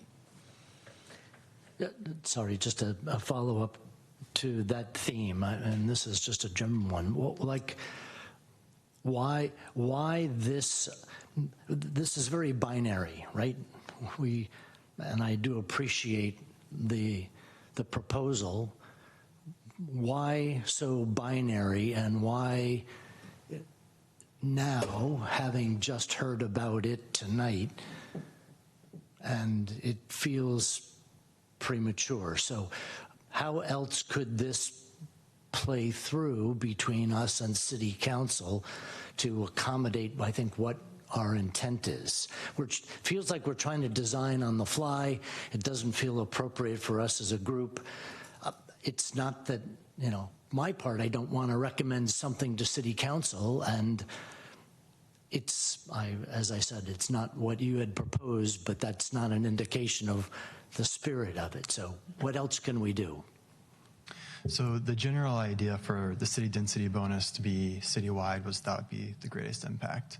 And then our thought behind the option of the general plan alternative is that would be the tool that would allow you to localize it. That does raise the concern around the delay in time, but our thought behind presenting that as an option was that if you would rather focus this density bonus into certain areas or change it from a bonus to just a by right different level of height or density, that you would then do it through that general plan update. And the alternative is follow this path and spend 30 or 45 days honing the option. And so is there something compelling that says this must be read in the sequence that was put forth? Why not 2 months later? Well, the only reason would be that it would delay the timeline somewhat. The council is off in July, so we probably wouldn't be able to meet with them until August or September, at which point you'd be getting closer to the January date. And it would be a lot sooner than waiting for the general plan. Well, January 23, I believe. So it would be 3 or 4 months, I believe, at that point. I guess I'll make a comment that we, as a planning commission, we recommended the city bonus back in November 2021. And so it's not something, it's not a new idea. It's been kicking around for quite a while, been discussed. Just wanted to make that clarification. It's true, and apparently the math dictates a fairly hefty upside in order to make it feasible today. So that perhaps was maybe not expected. But I do, in the interest of Commissioner Iacoponi's point, yeah, I don't want to delay things. But I think what the third option that we are creating on the fly is to do best of both worlds in my mind. Just leaving it to the housing element and upzoning with no additional benefit to the public. I'm really against upzoning with nothing back in terms of affordability. I always have been. There's value capture that needs to happen when you upzone, right? And affordability is a great value capture for the public.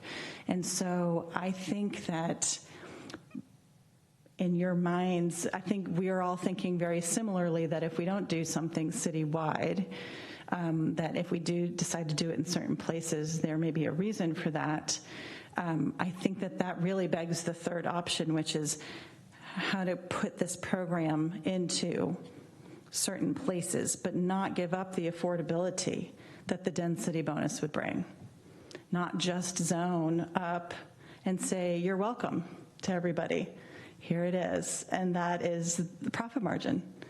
it goes right to the bottom line. So the public needs to get affordability back if the additional density is allowed. So I think we're creating option 3, which is, can you do the density bonus in places compatible with denser areas in the housing element? And I don't know if an overlay zone, to the speaker's point, that is one way to do it. Or it could be defined in some other way potentially. I don't know. I think there's a trick. I think EPA should tell you how to do this. Do you know what I mean? Or maybe it's by creating a zoning type in the areas and then saying it applies to areas with that zoning type. And that might be simpler. I don't know. And through the chair and the commission, these are certainly strategies and programs that we could look at as the housing element is being developed. I don't think that this necessarily would negate the potential to kind of fine tune that as part of the housing element update. While we know that we have a significantly higher RHNA number, which pretty much drove us to really think, how can we accommodate all of these units and where? And how much do we have to turn that dial, to get these additional units in place?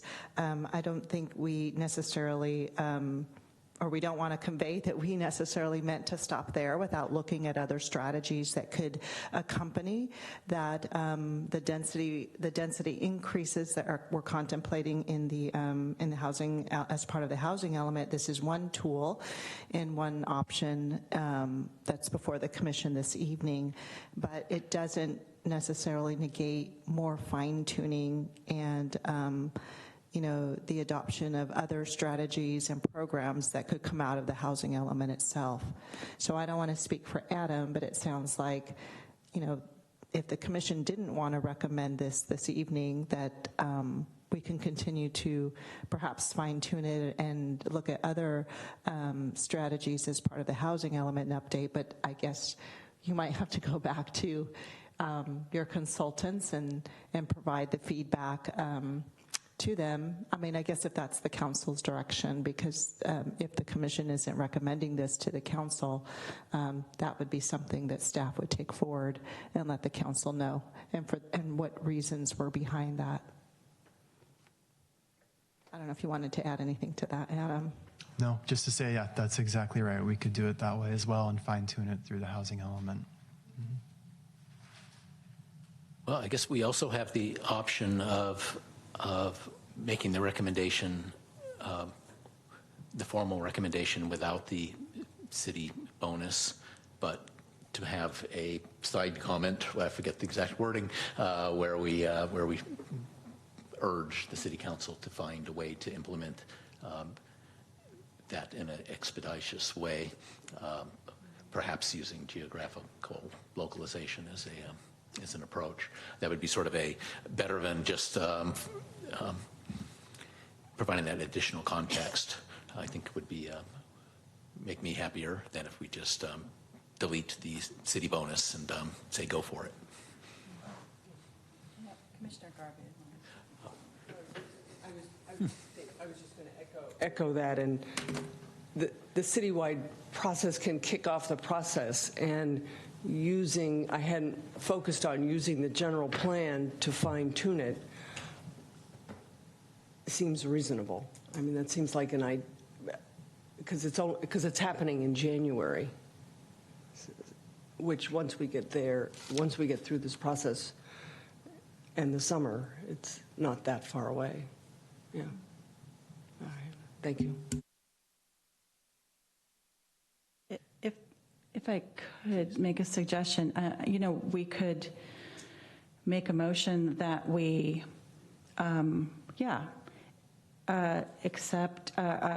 that the city council move forward with a citywide density bonus for phase 1 and put into the housing element the strategy of within 12 months. Determining if there are what the locations are that would be best to implement the citywide density bonus. And so that's kind of a nice two-step process because it also gives a nice housing element strategy for staff to include and work on, and it's very concrete, right? We're always looking for concrete strategies with a timeline that we actually can get done, and work we were going to do anyway. So that could be, that we could make that recommendation. I'll second that if it's a motion. Could you restate what that would be? I wasn't completely clear if you're ungating the city bonus at this time or not. Recommending that the city council approve a citywide density bonus as proposed, but staff within 12 months would come back with a potential amendment to focus the use of the density bonus in areas of higher density compatible with the city council approved housing element and the sites inventory, because they haven't approved everything yet, right? So it kind of makes sense that we would say, like, if we thought maybe it should only go into certain places, well, it really shouldn't get fine-tuned until the inventory gets fine-tuned and the whole housing element gets adopted by the city council. So they could, and that staff would therefore put into the housing element a strategy over the next 12 months to return to council with recommendations on how to create this in a more place-based manner. And also, by the way, like, examine the fair housing implications of doing that, right? So that's part of the housing element work, that you have to make sure you're not putting all of the lower income people who happen to be of certain race or ethnicity in the same place in the city, as an example. You need to give people access and choice to different places throughout the city. So that would be the motion that I would like to make. So I just wanted to lay it out before I made it. Chair would like to comment, it looks like. I might want to talk about that more, but I want to see if there's anybody else that has a question or thought. I guess the part I'm still confused about is if the city council passes the ordinance now to implement the city bonus and then talks about refining how it's implied, there would be a window of time when the bad scenario happens where a super tall building goes up in the wrong place. So I'm a little concerned that we're doing the wrong order there, but well, don't forget, development takes a long time to bring forward, but yeah, and it would only be a few months, really. And having signaled that there is potentially changes coming to the program, developers would be aware that they'd kind of be on notice that it depends on when they got their applications in as to what rules they might be subject to. So it's kind of being transparent and giving everyone a heads up. It's not like it's a forever kind of thing. Yeah, I would support that. I don't think it's that much time in between the adoption of the citywide density bonus and the refinement that could be done through the general plan housing update. I don't think there's going to be a flood of projects happening. So, yes, so I would support that. I'm sensing some consensus emerging here. Are there additional thoughts before we ask Vice Chair Clements to make a motion, if she desires? Ready for a motion? Quick question. Do we want, this is the density bonus. There were a few other That's true. changes. I'm glad you How do you want reminded me about that. And maybe, oh yeah, so we've got the formal motion here, and that includes the other items, which we have also talked about those in previous meetings. I'd like to talk a little bit more about this. I have an idea about how to make the motion. So let's park your, would you be willing to park your motion while we make sure we got everything else? Motion, but bifurcate it and just talk about the first part, and then we could continue with the rest of it with a second motion later. Because I think if Okay. I park it, I'm going to forget it. Okay, that makes sense. Okay. I would entertain a motion. Thanks. I'd like to move that the Planning Commission adopt a resolution recommending that the City Council introduce an ordinance to amend Municipal Code Chapter 18 to adjust the city density bonus by creating a citywide density bonus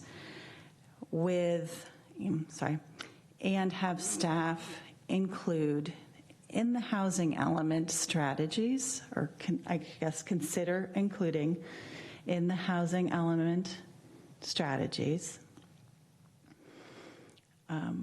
a refinement to the density bonus to apply it in areas with greatest density for the City Council's and the Planning Commission's later consideration. Oh, within 12 months. Does that sound right?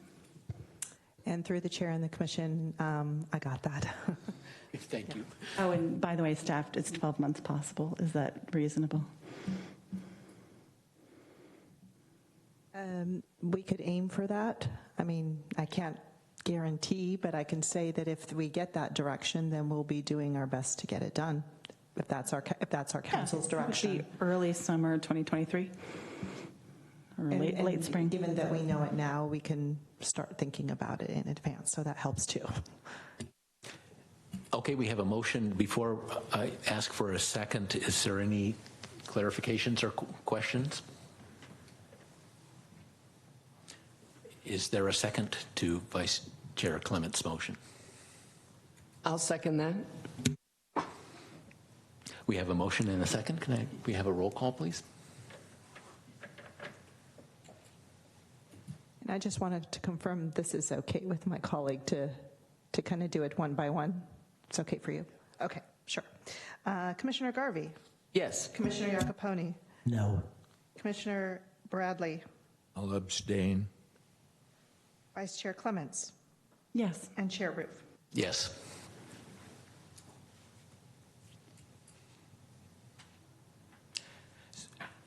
So let's talk about the other elements of the that we've been asked to deliberate on.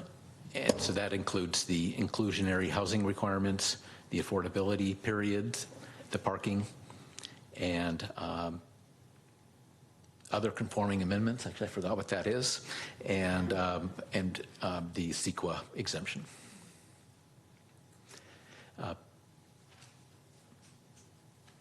Who would like to give their thoughts on this first?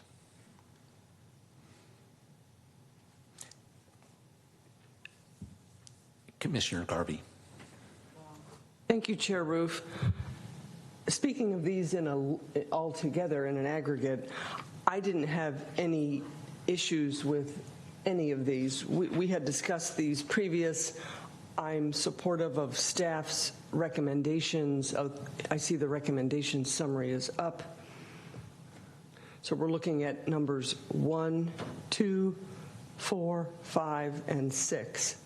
I would support all of these as outlined by staff in the staff report. Thank you. Vice Chair. Would anyone else like to speak before I speak? I know I've been talking a lot. The reason I abstained was I'd like to see this move forward with the city's density bonus, but I'd also like to see an overlay district for this, because we have 2 or 3 really distinct parts of our town.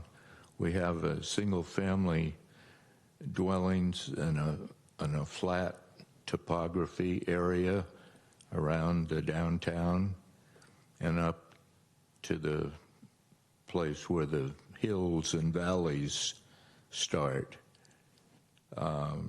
where lower densities are required.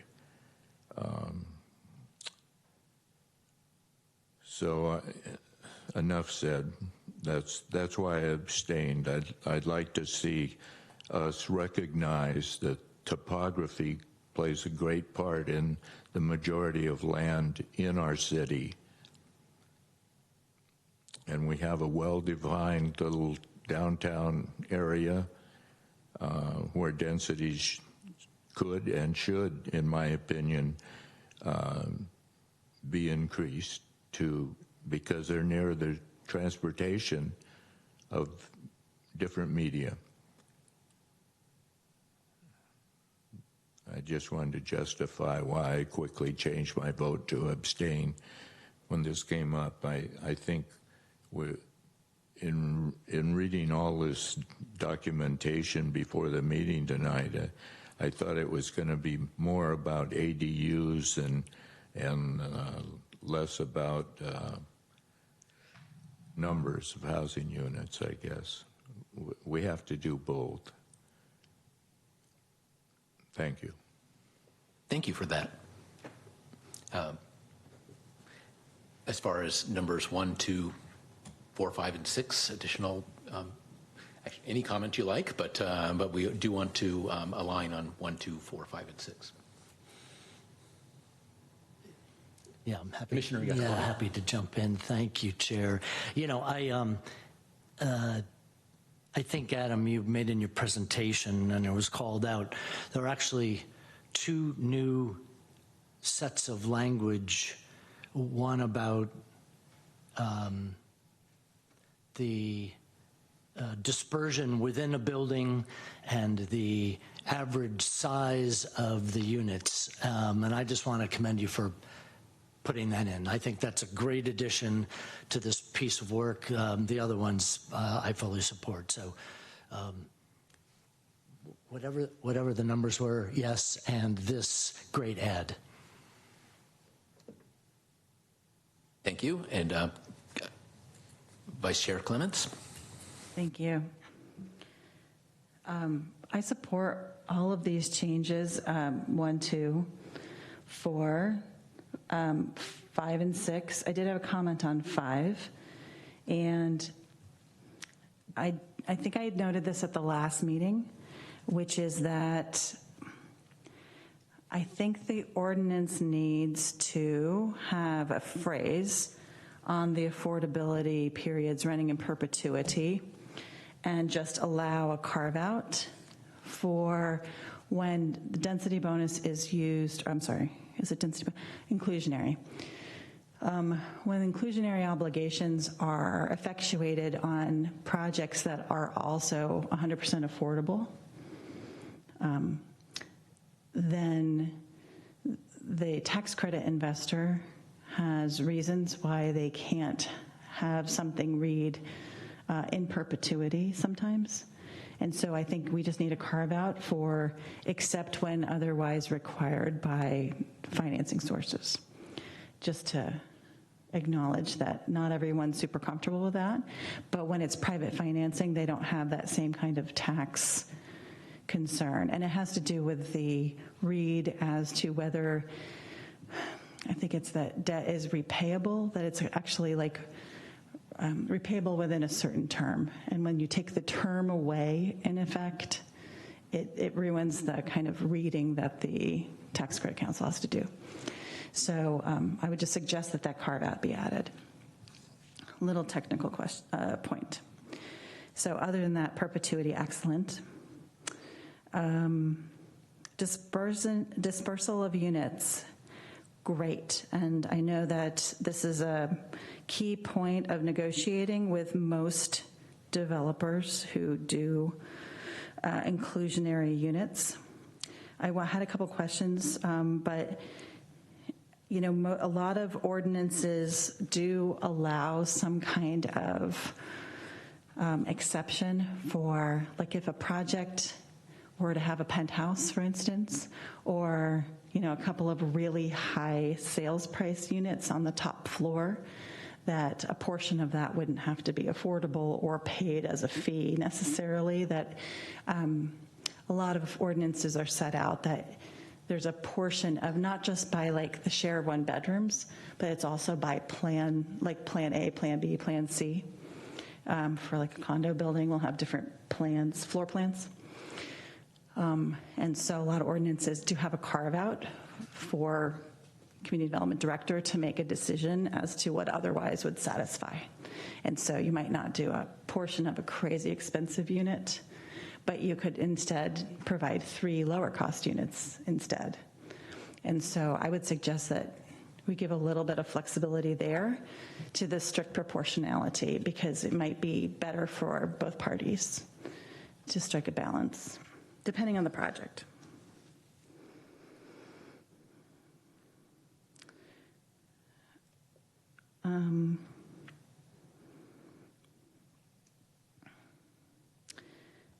I wanted to talk about, so in terms of making a recommendation, just to follow up on the issue that I brought up earlier, I would recommend that you include in the ordinance language to say that a fee may be charged to the property owner annually to cover the staff costs of monitoring affordability. And you can choose to develop that fee or not, but at least if it's in the ordinance, you're allowed to develop it later if you need to.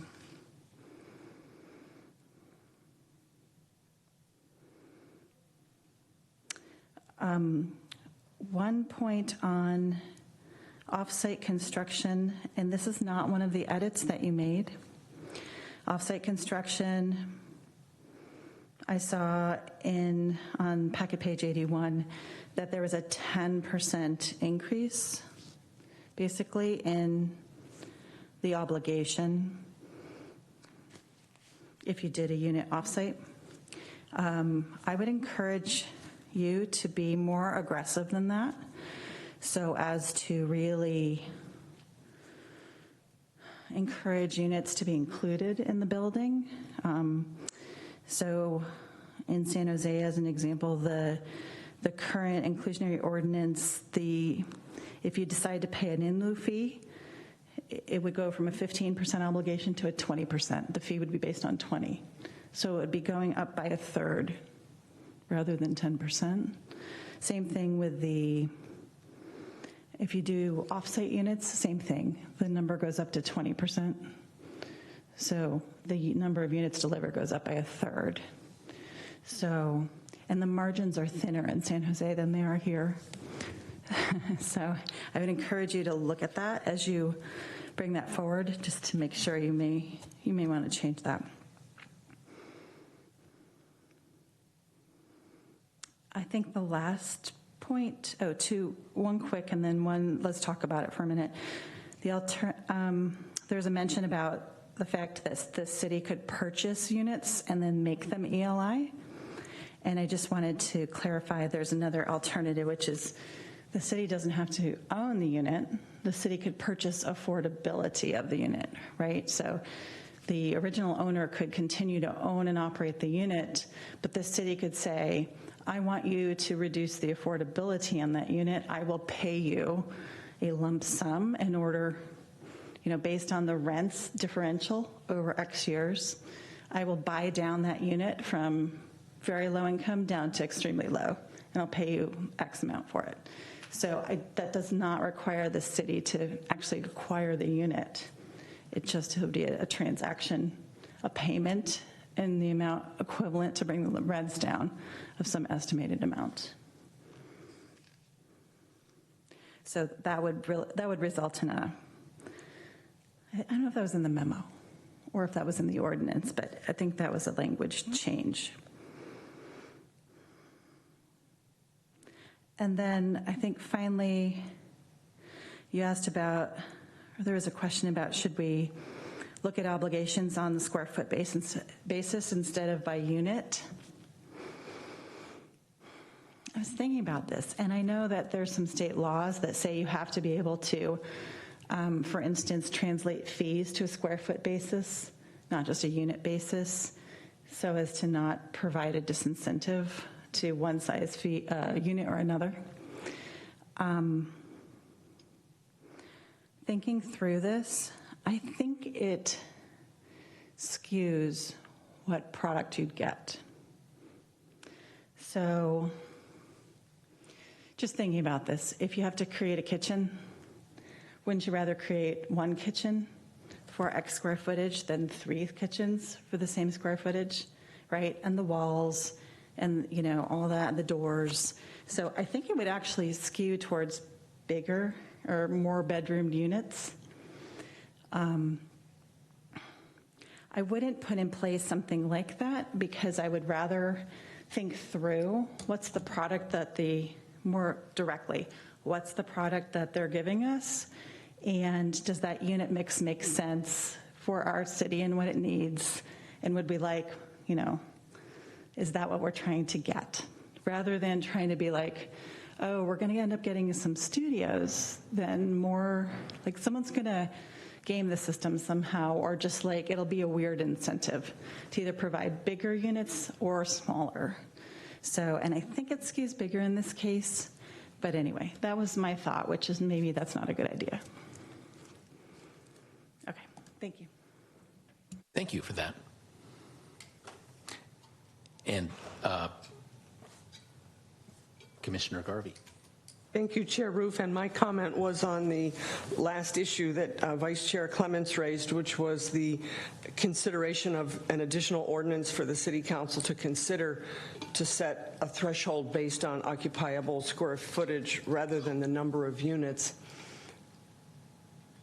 We always talk about the number of units, and I'm used to hearing policies framed in terms of the number of units. And a lot of reframing would have to happen if we did that. And you had some language up on the screen earlier, Adam, with the unit size requirements, which I think does a very good job of getting to that issue without having to reframe it on a square footage basis. So I think we're saying the same thing in that keeping it number of units and bedrooms seems reasonable to me. Thank you. My comments are that I think these changes all help maximize the opportunity for affordable housing without discouraging development. So the calibration, we've done the work to identify the sweet spot where we're not going to discourage development, but we're still going to maximize the opportunity there and make sure that the affordable housing is done in a fair way with parking and with and the size and placement of the unit. So I'm quite happy with with all these recommendations. I agree about the not needing to go to the square footage. The language with the average size works for me. Any additional comments? Well, I would entertain a motion.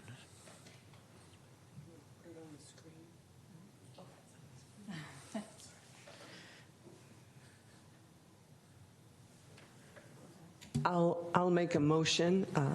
I move that the Planning Commission adopt a resolution recommending that the City Council introduce an ordinance to amend Municipal Code Chapter 18 to adjust the inclusionary housing requirements, affordability periods, parking for affordable units, and make other conforming amendments, and to find such actions are exempt from the California Environmental Quality Act. I would second that. We have a motion and a second. Have a roll call, please. Commissioner Garvey? Yes. Commissioner Iacopone? Yes. Commissioner Bradley? Yes. Vice Chair Clements? Yes. And Chair Roof? Yes. Good changes. Thank you. Hey, good. Well, thank you, commissioners, for a good discussion there. Moving on to the next item in our agenda is Item 7, reports, correspondence, and general information, starting with report on recent City Council actions.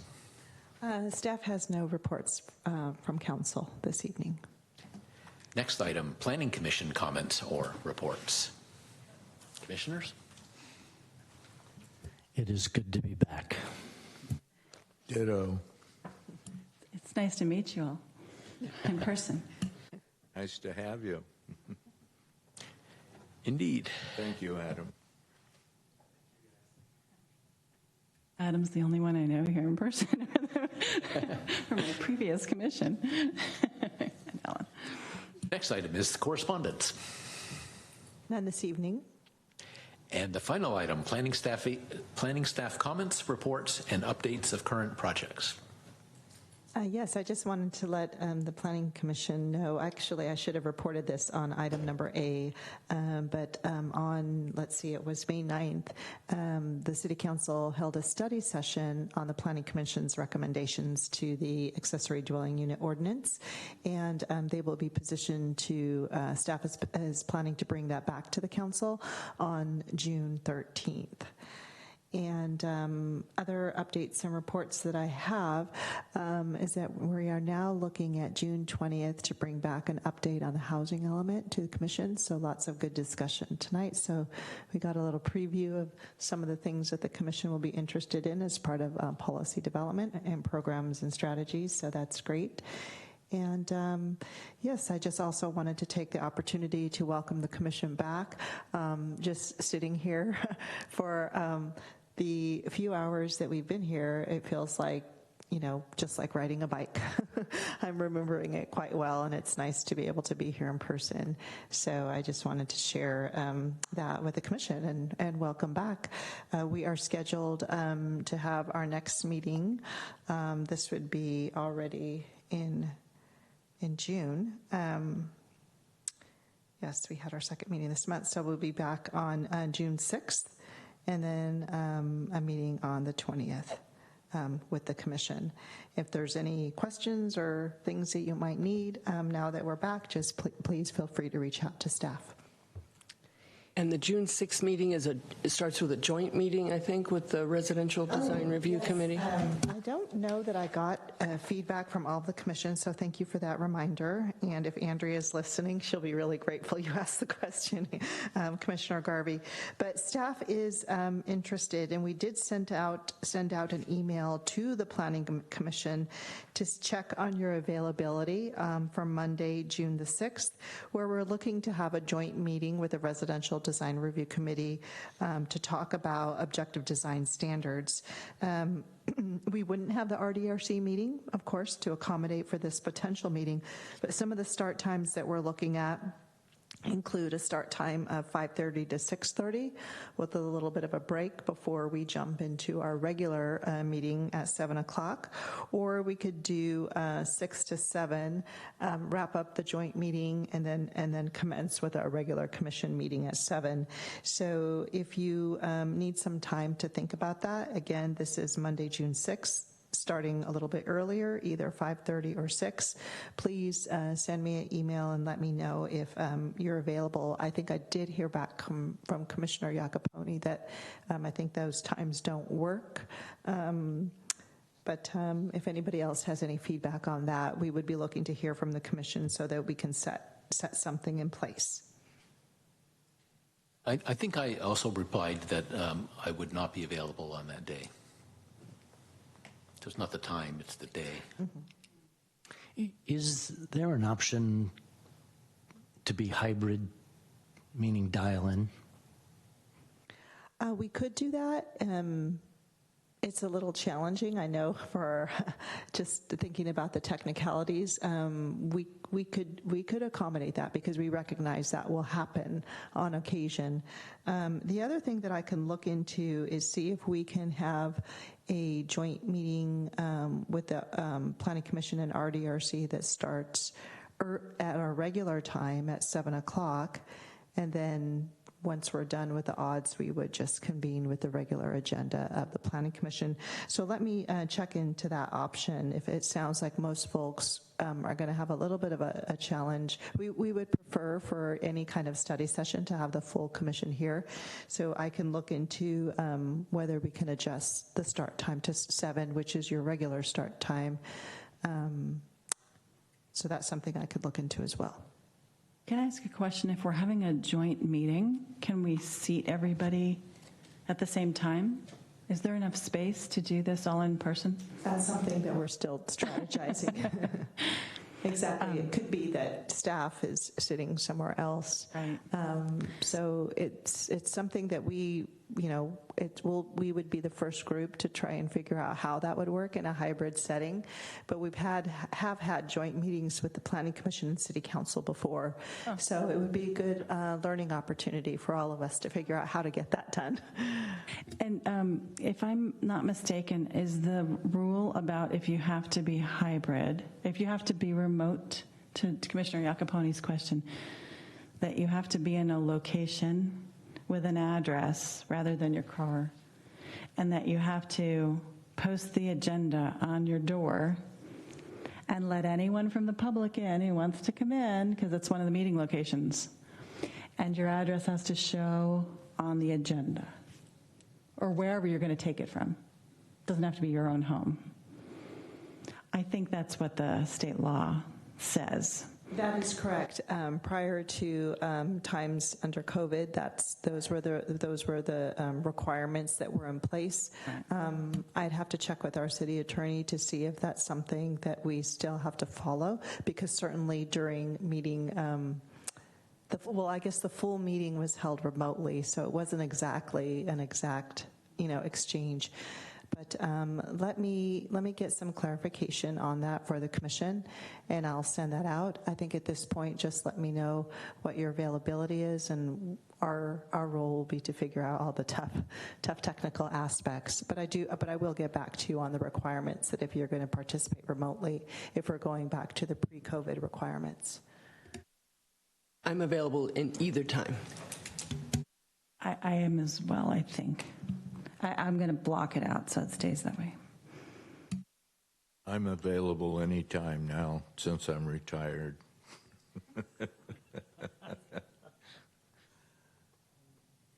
Okay, I'll be back with more information. Thank you. And I don't have anything else this evening. Well, with that, we can adjourn our Planning Commission meeting. Adjourned. I get to hit the thing here. Did you have this? Good job, Dave. I missed that so much.